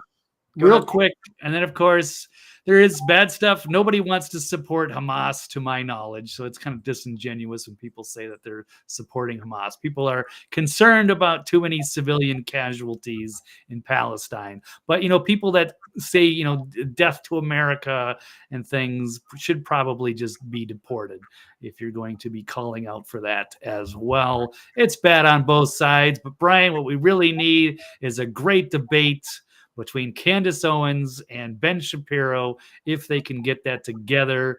I know there's a lot of controversy over that. Who are those other two in that graphic? Who are the two guys on the right? Who's the guys on the right? Yeah, there's that graphic, the four people. Who are those two? Is that four? This is Michael Tracy. Who is this guy? I don't know. Looks like Michael Knowles. I'm not 100%. Well, I feel like Candace would do that debate. Obviously, I don't know that Ben would be up to it. Is he intimated that he's open to it? He said he would. He was supposed to be yesterday in Nashville, but then she was in London. So they've been going back and forth on Twitter, and even Jeremy Boring's getting involved. This one's even a tweet from Anomaly. So yeah, there's a lot of people that would like to see this and get more, a greater scope of what's actually happening there between Israel and Gaza. So here's Jeremy Boring, Daily Wire, calling this out. I won't get into too much of it. Maybe that one guy was Christopher Rufo. I'm not sure. Michael Tracy's also involved, but yeah, interesting times. So, but yeah, it's good to see a good, healthy debate on these controversial topics. But that's all I have, Brian. What else do we have? Do you agree or disagree that random women are being punched in New York City because of MAGA? This is sort of hilariously tragic. Yes. So actually, Salon, what's left of it, horrible rag, blames the rise of random women getting punched in New York City on MAGA. That of course, is the next level. Oh, yeah. So they got torched on social media. All gaslighting. Yeah, this is from Amanda Marcotte. I actually ran in. What is this popped up? No, I'll click it again. Okay. I'll click it one more time. What's happening here? All right, it's up now. Okay, thank you. So yes, this is it from Salon, from Amanda Marcotte, Men Punching Women in New York City. It's a desperate last gasp of male rage fueling MAGA. So it's amazing what they are putting out. Amanda Marcotte, we did run into her in Cleveland in 2016. She is a miserable person. I recognized her and I was very polite to her. I wanted to see if I could get a picture with her, and she refused. And she even, not knowing who I was, not knowing the context. You think getting recognized, you might want to do it. Now, it kind of would have been a trolling thing. So I wasn't a fan then, and I'm certainly not a fan now. But it's just amazing how they will just make shit up. And she's even on Twitter here saying, man, I knew this article was super true when I wrote it, but the hateful emails that MAGA men are sending doubly prove it. And so she's getting, if you can see these ratios, 623 comments to 230 likes. And I even called her out saying flagrant falsity from a leftist with mental illness, Wonkette level TDS, a new low. You'd have to go through all the comments to see how people are calling it out. Got a Salon is a dumpster fire of desperation and dishonesty. The last gasp of your dignity in digital media. Please delete yourselves. But anyway, so very weird stuff. But yeah, it's just, the left has just lost their mind. Yeah, it's obviously the deranged, violent people that the blue city, blue state district attorneys will not prosecute and throw into a cage. There are some people that need to be captured and thrown into cages for the rest of their life, if not executed after, a jury of your peers finds you guilty of heinous crimes.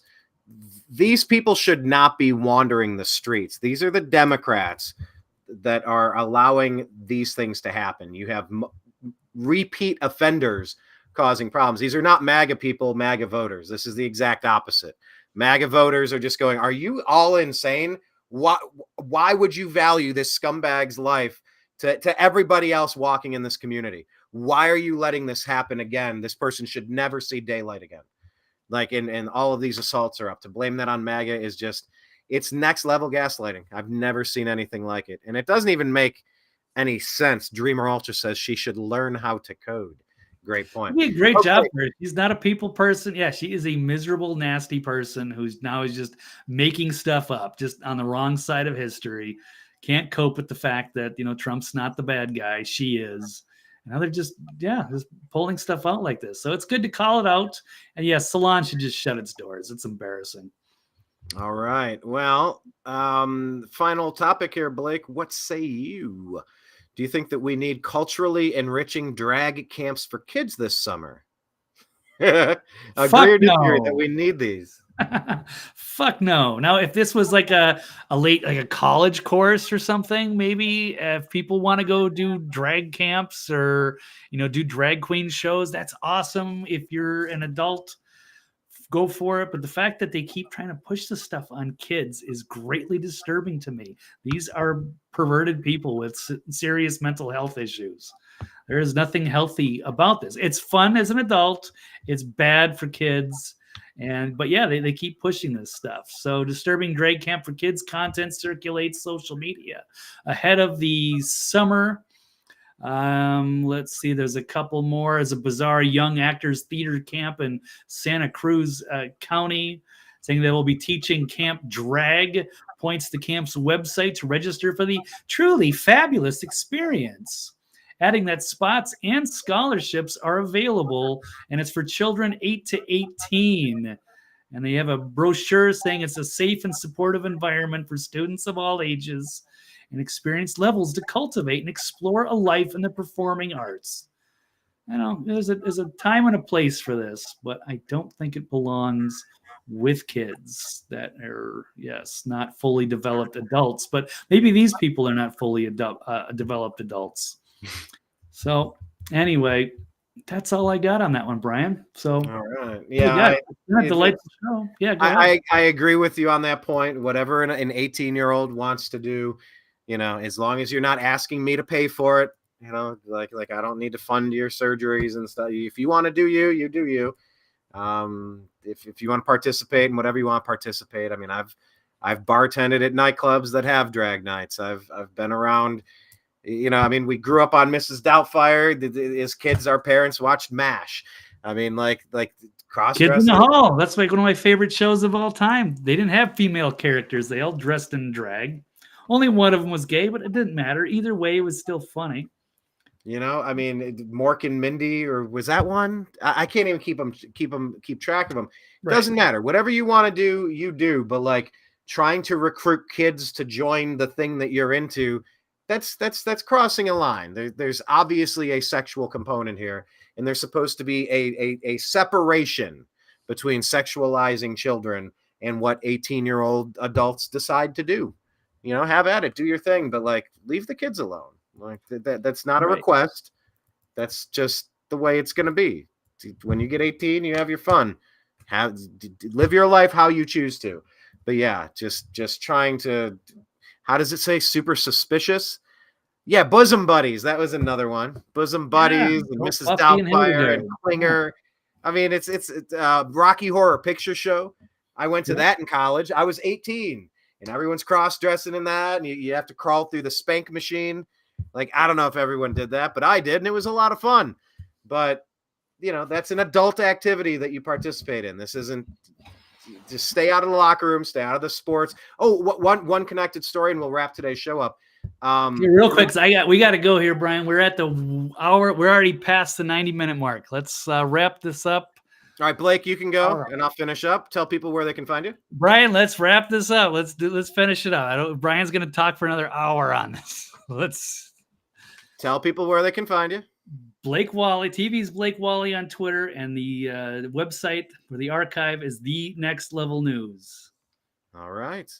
Follow Blake, everybody. And we will see you Thursday, I believe. Sound good? Yes, we'll be here Thursday, Brian. All right. Perfect. Okay. All right. Well, thank you, everybody. It was delightful. And we'll hope to see you next time for the best 90-minute show on the internet. All right. And then Brian's going to spend another hour talking. So we'll see. Go ahead, Brian. Good luck. All right. Enjoy. Take care, everybody. And we'll see you in a couple of days. To be continued. Right. Yes. There was a big ruling that just came out. NAIA. I saw this yesterday. Let me see if I can share this screen with you. Very important story. Let's go to this, because I also run a show called the Unhappy Hour Sports Show. And we've been talking about this men participating with women's story for a long time. You know, as society, we saw things like, what was the guy's name in the 90s? Oh, why is my stream? There we go. You know, he was at a bar and they didn't like that he was gay, so they abused him, they killed him. And it's like, it just horrified a nation. It's like, be who you are. You know, you shouldn't attack somebody for what they are. It's like everyone kind of agrees, like you shouldn't use violence because you don't like who somebody is or what they stand for. If it's not harming you in any particular way. But that's a far cry from, there's a man who is saying that he's a woman, and then we must accommodate and change all of the norms in society to assist this person who's suffering from gender dysphoria to kind of play along. Dave Chappelle famously said, well, yeah, you have the right to do what you want to do with the trans stuff, but like, to what degree am I supposed to participate in your fantasy or your delusion or your realm? Why do you need my participation? You do you, but why am I participating? Why are you trying to force me to say this is okay? I don't have to say this is okay. I don't have to like the lifestyle that you're living or choosing. But those people should be protected from physical violence out of nowhere because someone doesn't particularly care for how they're living. That was the agreement. But then it was like, no, I want to compete against you swimming. I want to compete against you playing volleyball and break your nose. I want to be, what was the one at Planet Fitness? The guy was alleged to be exposing himself in front of 12-year-old children naked in the locker room. in the ladies' locker room. So this is a big story that came out, and it's directly related to this. I want to talk about this. NAIA has approved transgender policy that's limiting women's sports to athletes whose biological sex is female. All right. So this is from the Associated Press. Eric Olson. This was indeed yesterday. The governing body for mostly small colleges, so I guess this is a starting point, the NAIA. I guess that's different from the NCAA, but this is a big step in the right direction. The governing body for mostly small colleges covers about 83,000 athletes across the U.S., and they're believed to be the first college sports organization to take such a step. The National Association of Intercollegiate Athletics, which is the governing body for mostly small college, I just read all this stuff. Why do you have to repeat it verbatim? Announced a policy Monday that all but bans, that's a weirdly phrased, that all but bans transgender athletes from competing in women's sports. And that word anyway, the transgender, maybe there's a different way to frame this and to articulate biological men, and even saying biological, it's redundant because that's bans men from competing in women's sports. The NAIA's Council of Presidents approved the policy in a 20-0 vote. That's unanimous, people. For those of you in Rio Linda, California. The NAIA, which oversees some 83,000 athletes at schools across the country, is believed to be the first college sports organization to take such a step. According to the transgender participation policy, all athletes may participate in NAIA-sponsored male sports, but only athletes whose biological sex assigned at birth is female and have not begun hormone therapy will be allowed to participate in women's sports. Now, that's the rational answer to this conundrum, this new issue that is just all the rage on MSNBC and ESPN. But in the rest of society, here's the answer. If you were biologically assigned the female sex at birth and you have not started hormone therapy, you can play women's sports. Another way to say not started hormone therapy is to be a female, even just saying biological female, like it's so redundant. Changing the way that we speak opens the door to these questions, and that's like, oh, that's not going to be a slippery to banging a sheep on the farm, marrying 4 people, pedo activity, underage. That's just a slippery slope conversation. None of that's going to happen. Well, you got men competing against women in sports now because you wanted to play these word games. But the opposite way to say hasn't begun hormone therapy would be, say, if a female, a woman assigned, God, even just me trying to say this, have not begun hormone therapy. So it's just hormone therapy is banned, and only if you were assigned female at birth. Thank you, Kenneth. There you go. Jeez, there's the answer. Here, let me pop this up on the screen here. Here's the answer. And there it is. If you bleed, you proceed. I mean, that's, if you are a female, you can play female sports. If you're a man undergoing hormones and gender dysphoria, more power to you. Peace be upon you. But that's a far cry from being allowed to participate in sports. So if a student has begun hormone therapy, they can work out and they can practice and participate in team activities, but not in interscholastic competition. With the exception of competitive cheer and competitive dance, the NAIA created separate categories for male and female participants, the NAIA said. Each NAIA sport includes some combination of speed, strength, stamina, providing competitive advantages for male student athletes. As a result, the NAIA policy for transgender student athletes applies to all sports except competitive cheer and competitive dance, which are open to all students. There is no known number of transgender athletes at the high school and college levels, though it is believed to be small. The topic has nonetheless become a hot button issue among conservative groups and others who believe transgender athletes should not be allowed to compete on girls' and women's sports teams. At least 24 states have laws barring transgender women and girls from competing in certain women's or girls' sports competitions. Last month, more than a dozen current and former college athletes filed a federal lawsuit against the NCAA, accusing the sports governing body for more than 500,000, that's 500,000 athletes, of violating their rights. Okay, put this in mind. Let's balance this and make sure we're on the same page here. Last month, more than a dozen current and former college athletes filed federal lawsuit against the NCAA, accusing the sports governing body for more than 500,000 athletes of violating their rights by allowing a transgender woman to compete in women's sports. Or you could say a man competing in women's sports. The Biden administration originally planned to release a new federal Title IX rule, and the law forbids discrimination based on sex in education, that would address both campus sexual assault and transgender athletes. But earlier this year, the department decided to split them into separate rules.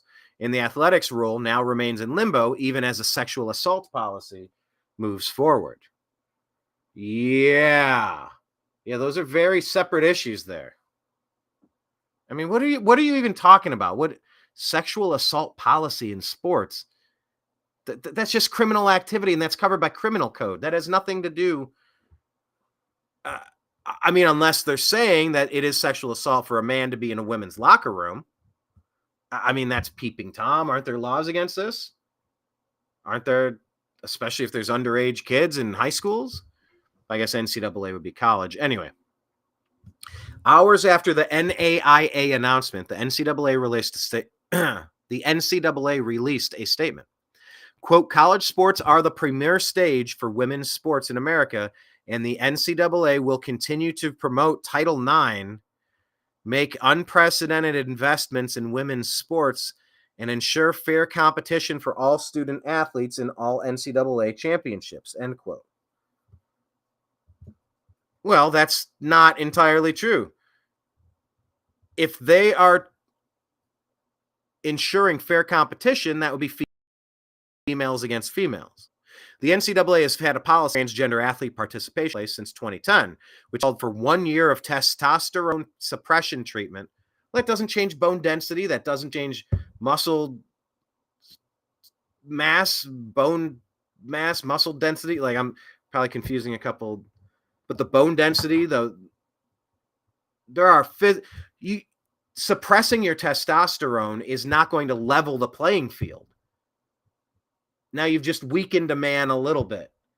Still stronger than a woman. Not every man, not every woman, of course. In 2022, the NCAA revised its policies on transgender athlete participation in an attempt to align with national sport governing bodies, following the lead of the U.S. Olympic and Paralympic Committee. The three-phase implementation of the policy included a continuation of the 2010 policy, requiring transgender women, a man who's on hormone replacement therapy, at least a year, plus the submission of a hormone level test. This is beakers and science and peeing into cups and testing hormone levels at the start of regular season and championship. This is not a level playing field. This is not it. There are some women that are born with better muscle density and better genetics, but that's different than being born a man. You can't change that. You will always be someone who prefers dressing a certain way, maybe speaking a different way, maybe changing your name to a different name, maybe even undergoing radical surgeries to change who you are. But you will always still be who you are. That doesn't change. And the NCAA trying to hide behind Title IX there, that doesn't address that men have different physical advantages to women. Like that statement they released doesn't do it for me. This article continues. The third phase adds national and international sport governing body standards to the NCAA's policy and is scheduled to be implemented for 2024 and 2025, starting August 1st. So there's 15.3 million public high school students in the U.S. I don't know how the CDC is estimating in 2019 that almost 2% of students are transgender. There was a report that came out last week as well. Let's see if I can find it. About them 90%, hang on, 4 in 5 kids grows out of it. Okay, here's one from the Washington Times. I think this is the study I was trying to get to. According to the Washington Times, it says most kids grow out of gender confusion. So isn't that a great reason why we might want to withhold just radically altering the plumbing of these humans?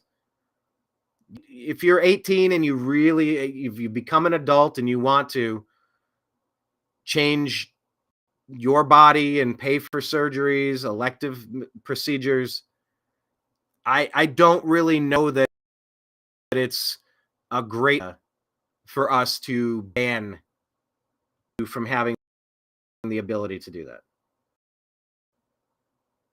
I just don't know that that's going to be an improvement. But banning from a child, keeping a kid, my computer's completely frozen here. I'm trying to pull this comment off the screen and go to this other story on the Washington. What is this from? Washington Times. All right, I can't change the captions. Thank you, Restream. Okay, most kids grow out of gender confusion. It's what a long-term Dutch study has indicated. Oh, okay. My gosh. Now it wants me to... No, thank you. I'm not going to subscribe.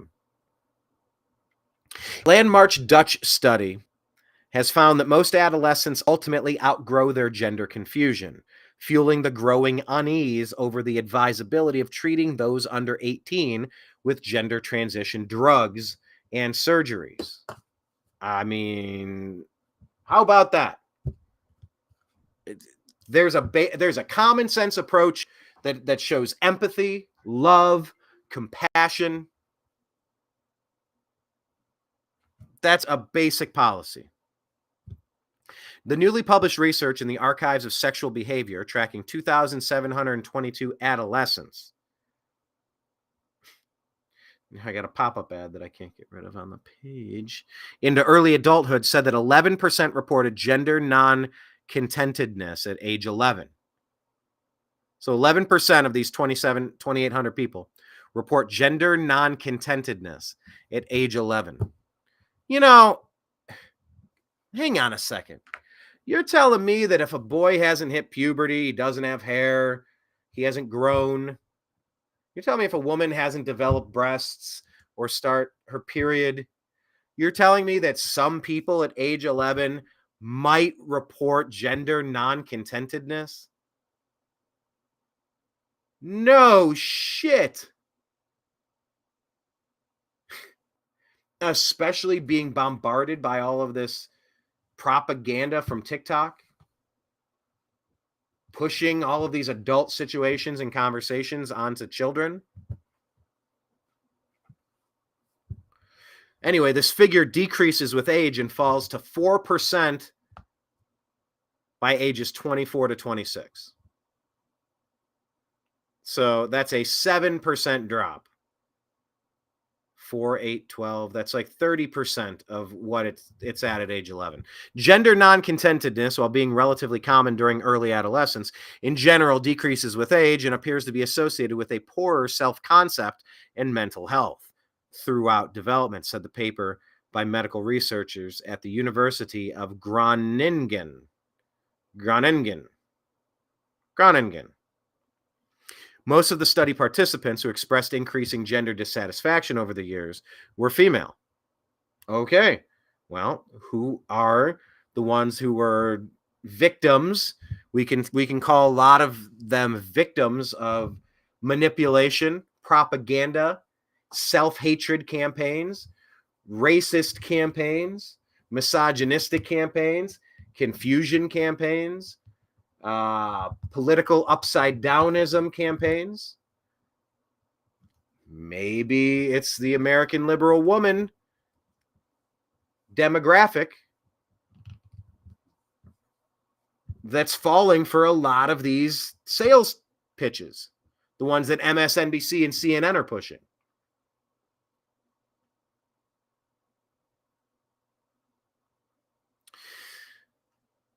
Most of the study participants who expressed increasing gender dissatisfaction over the years were female. So there's something about the process of I can't speak to it because I haven't gone through the, having the period and developing the breast, like what that's like. I know with guys, it's growing hair and, your junk and like finding, discovering what it means to be a man. But it's interesting that most of the people expressing gender dissatisfaction are female. I don't know how that shakes out, the percentage of self-reported gender dysphoria, how that shakes out, what percentage are men and what percentage are female. Anyway, the results of the current study might help adolescents to realize that it's normal to have some doubts about one's identity and one's gender identity during this age period, and that this is also relatively common, said the paper. Well, holy shit, isn't it important to let people know, especially as they're developing as a kid? As Kenneth says, growing hair and a pair. Well, I guess you got the testicles and the pair could be the ladies, but it could be the men. The nuts and berries component. Twig and berries, what do they call it in England? Wouldn't you want to protect children from making a life-altering, game-changing decision? Should a kid of 11 years old be allowed to go get a face tattoo like Mike Tyson? Should an 18-year-old be banned from getting a face tattoo once they're 18? I think the libertarian approach is often the best policy choice, the best policy decision that we can have when trying to figure out how to govern hundreds of millions of people with disparate ideas of what's okay, what's allowable. Now, is it perhaps a bad idea to go around getting face tattoos? Look, I personally think so, but this goes back to Donald Trump's brand new policy, reiterating what his stance is when he takes over in 2024 on November 3rd, hopefully in a 50-state landslide. You make your decision, I'll make mine. That's the abortion policy that is a governable, actionable policy. And for everyone that doesn't want to participate, you personally have the autonomy to sit this one out. But the tyrants that are trying, no, abortion has to be illegal everywhere. We should celebrate it and it's choice. These are the same people that are trying to force you to inject something into your body or else you can't travel or keep your job or go to school. Make that make sense for me. It doesn't make sense because it doesn't make sense. But to try to protect people, children, who are going through all sorts of expression periods in their lifetime. Remember being a kid and growing up and having your first boyfriend, your first girlfriend, your first kiss, your first sexual encounter. There's a whole multi-year process that's included with that. If you were unhappy with how your voice was changing or not changing, or how the hair was coming in or not coming in, and how you were growing or not, If you were unhappy with that as an 11-year-old or a 12-year-old or a 13-year-old, I mean, that's part of the process. You don't let somebody get a face tattoo at 13. Look, if you want to do something that we advise is probably, and for the people that want to have surgery and chop parts up, you're messing with your plumbing, your ability to have an orgasm. I'm trying to protect your right to have an adult orgasm. I think that's a pretty rational policy on this. Chopping parts off, you can't constantly clean it appropriately. Things grow back together. You lose, it gets into all the nuts and bolts, the mechanics of this. If you choose to get your face tattooed at 18, let's maybe advise you the reasons why. If you haven't considered it, this might be a strong dampening effect on your ability to gain gainful employment as an adult. Well, I'm going to do it anyway. All right, well, look, you're an adult. Sticks and stones, but words on that. You do you. Like, who am I to force you into not being able to? Now, if you want my tax dollars to pay for your face tattoo, I don't think that that's appropriate. If you want to pay for that separately, fine. But kids should be protected in this. This article continues here from the Washington Times. The researchers warned that healthcare providers may want to be cautious in treating adolescents with gender dysphoria by primarily seeing individuals with intense gender dysphoric feelings and give them a more comprehensive view on the range of developmental patterns in the general population and in children receiving youth psychiatric care. The findings re-energize the heated debate over treating patients under the age of 18 with gender dysphoria and The findings re-energize the heated debate over treating patients under the age. That's where I confused myself. Third time's the charm. The findings re-energize. I'm going to get through this. Fourth time's the charm. Ready? The findings re-energized the heated debate over treating patients under the age of 18 with gender dysphoria with puberty blockers, cross-sex hormones, and surgeries, which are treatments that are fueling a booming sex reassignment industry.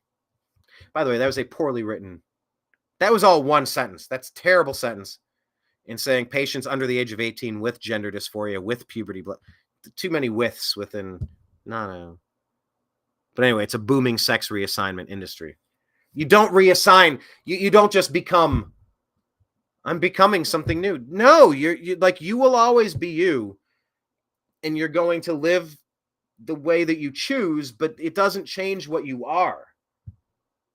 I can get in an airplane and go on a journey somewhere, but it doesn't make me a bird. I could get an American Airlines tattoo. It doesn't make me a bird. And that doesn't mean that someone who chooses to get an American Airlines tattoo should be physically harmed in any way, or the subject of constant verbal abuse. Kind of let people do their thing.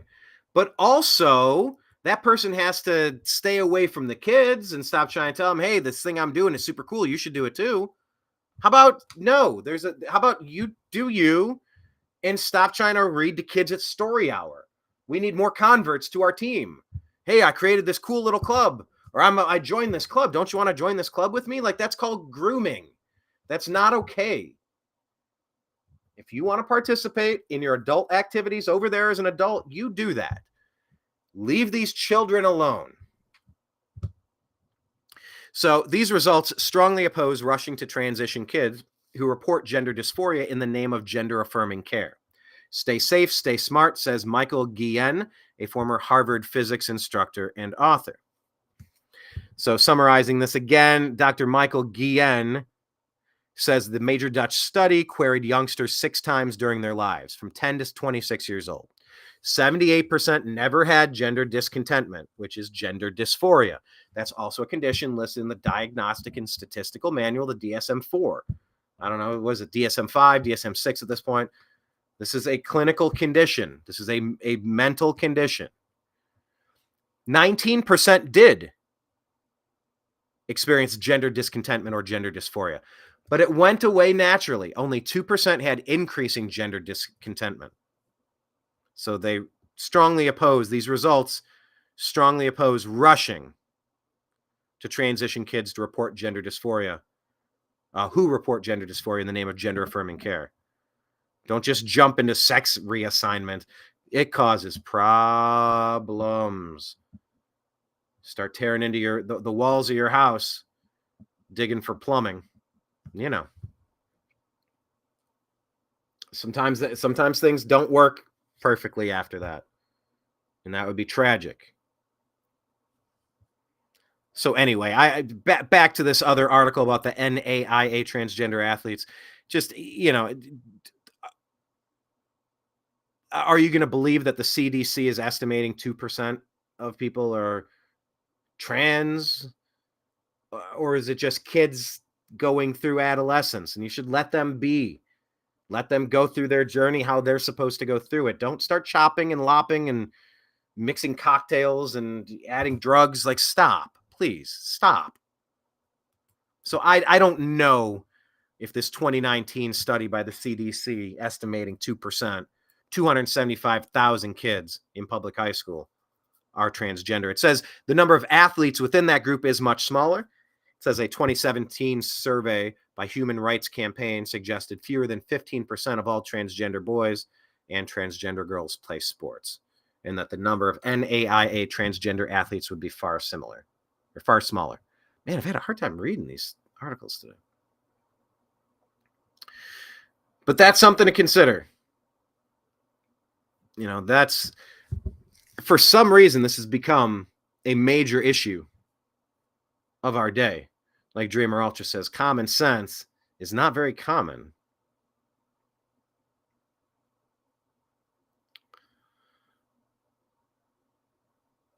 So yeah, rounding out the stories of the day, we will wrap it up on that one. I want to give a special thank you to TV's Blake Walley.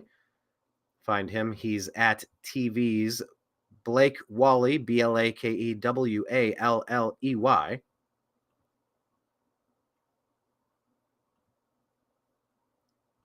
And you can check him out at The Next Level News. This program, we normally do it Tuesdays and Thursdays from 3, roughly a 90 to 120-minute show, roughly. We appreciate you following us, but this is where I'm going to ask you for something. If you would be so kind as to just take a moment and try to click on your phone or wherever you're watching, hit the notification bell if you're on YouTube, youtube.com/@thenewamericanmedia, because the old American media failed you. Subscribe to the YouTube channel. Hit the thumbs up and hit the notification bell so you'll get alerts when we do our shows. Leave some comments on previous shows. I mean, 1,400 videos. That's a lot to go through. Even if you just press play on a video and listen to it, like I said today, when I'm around the house doing chores or cleaning or working in the yard, I'm listening to a show. So find some previous shows, let them hit play. It boosts our numbers. That's a good thing. Same with Rumble. Find The New American Media. We need Rumble subscribers. So if you can just take a second and maybe even grab our show, the Agree to Disagree show on The New American Media, and share that out. Share the Rumble link to some of your smart friends and ask them, hey, I found this show, the Agree to Disagree show. It's good on The New American Media. You'd like it. Please subscribe. They're trying to grow the audience. So if you could pass that around, I'd greatly appreciate it. That's Rumble, the New American Media page. Telegram is our backup for Facebook. We're at TNAM for The New American Media, TNAM, and TNAM Chat. On Telegram, please link up with TNAM and TNAM Chat. These are groups I fully expect Meta to mess with us and YouTube, Google to mess with us. So follow us on YouTube, Rumble. Also, the backup is Odyssey, ODYSEE. All of our videos are backed up there. Dreamer taking off. Thank you, sir. Appreciate you. On X, the New American Media is at American_media_. Follow us there. Yeah, we're a little upside down. We got to unfollow some people and boost that account a little bit. On Facebook, we have a page, The New American Media. Please like that page on Facebook. Then there's a private group, put quotation marks, capital TNAM, apostrophe S, quotation marks. Or no, not there. Quotation marks, TNAMs, The Agree to Disagree Show, quotation marks. There you go. That's how you bracket it. Join the private group. We're active all day long on Facebook, but it's private group. You have to request entrance and just say, it's a private group. How did you find us? Say, Brian invited me during one of the shows. We'll let you in. Instagram, we have a page, The New American Media. On Spotify, our podcast, please sign up to get our podcasts. We are The Agree to Disagree Show on Spotify. On Truth Social, that's another great place. A lot of capital came in when that went public. Truth Social, we are The New American Media. And finally, if you like what we're doing, patreon.com/The New American Media. We would definitely appreciate your patronage there. You can buy us a cup of coffee a month or $15 a month. So it's like there's a Starbucks plan, there's a Netflix plan. I think there's $1,000 a month plan, and then there's maybe a $10,000 a month plan. If you have way more money than time and you appreciate people who are trying to make some sense out of this world and just kind of fix some stuff so that the sane people can keep things under control so that we can just live happy, healthy lives, left alone, free of coercion and violence. I think these are policies we could all get behind. So if you appreciate the New American Media and the Agree to Disagree Show, go to patreon.com/The New American Media. Toss some pennies down the wishing well toward us, especially reoccurring. The reoccurring ones are awesome. And special thanks to Dreamer and Kenneth, who have supported in other ways. Dreamer bought some coasters. Do I have any coasters? I don't have a copy of the coasters. And then Kenneth said, hey, I don't do PayPal, or I don't do Venmo. Hang on. Kenneth said, I don't do Patreon, but how about Venmo? Appreciate you, Kenneth.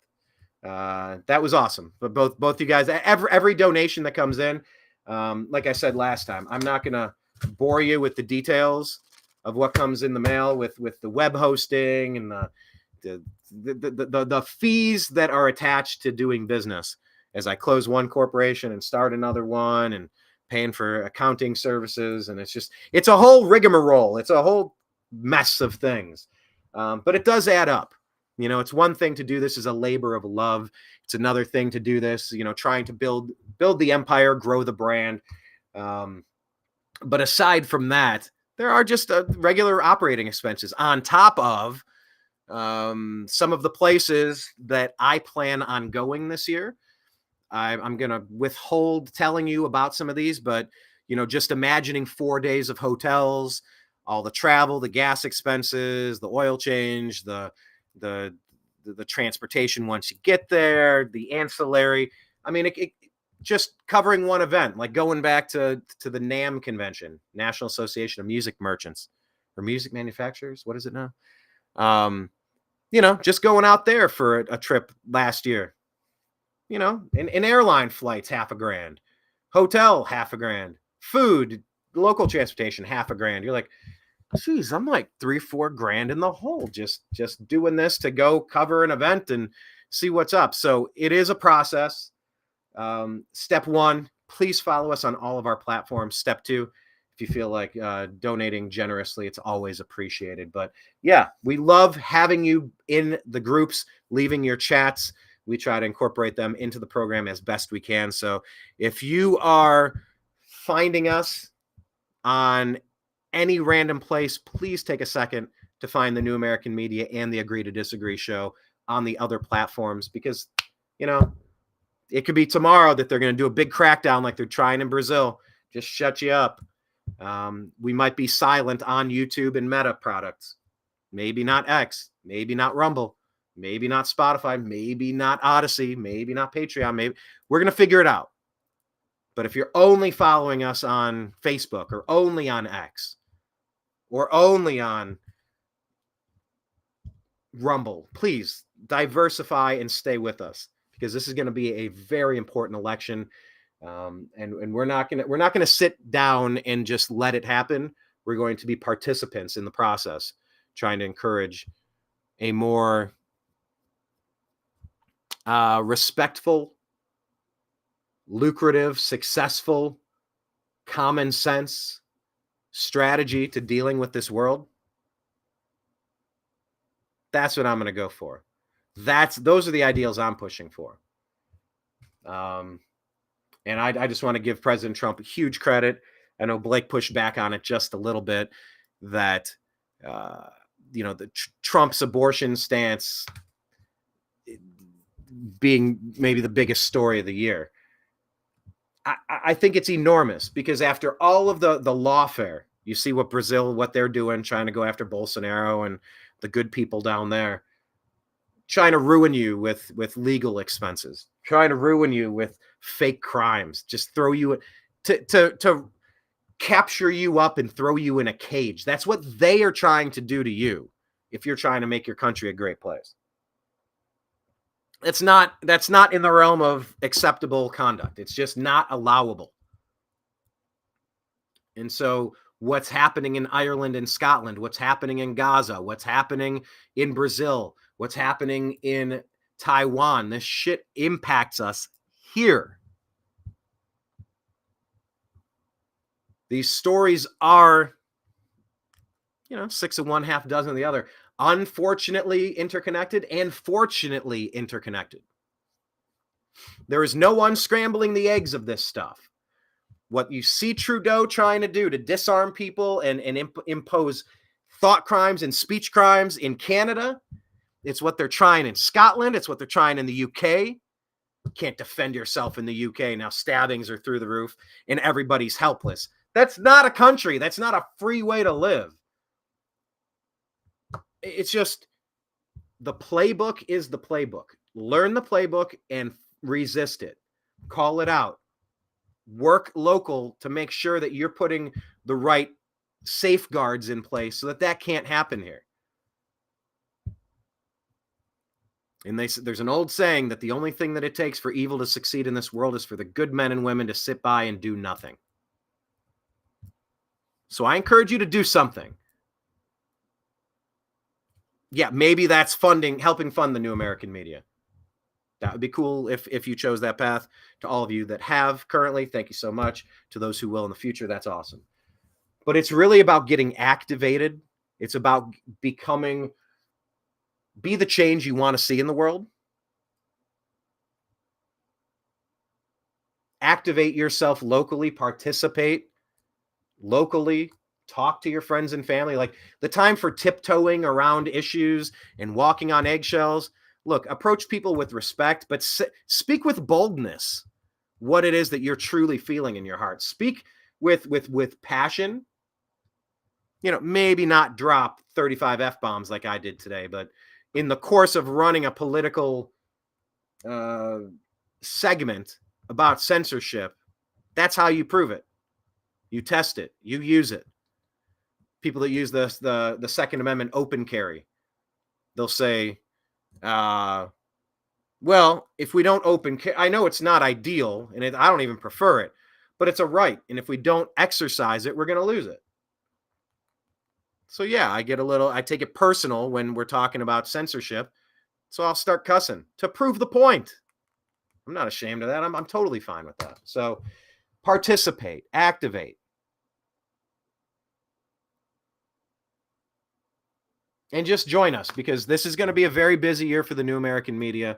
We do have stuff on tap. Some of it's in our control. Some of it's outside of our control. But we're going to go after chasing down the stories that you want to hear and trying to bring you some good content. We hope we deliver that Tuesday and Thursday each week at 3 p.m. Eastern on the Agree to Disagree show.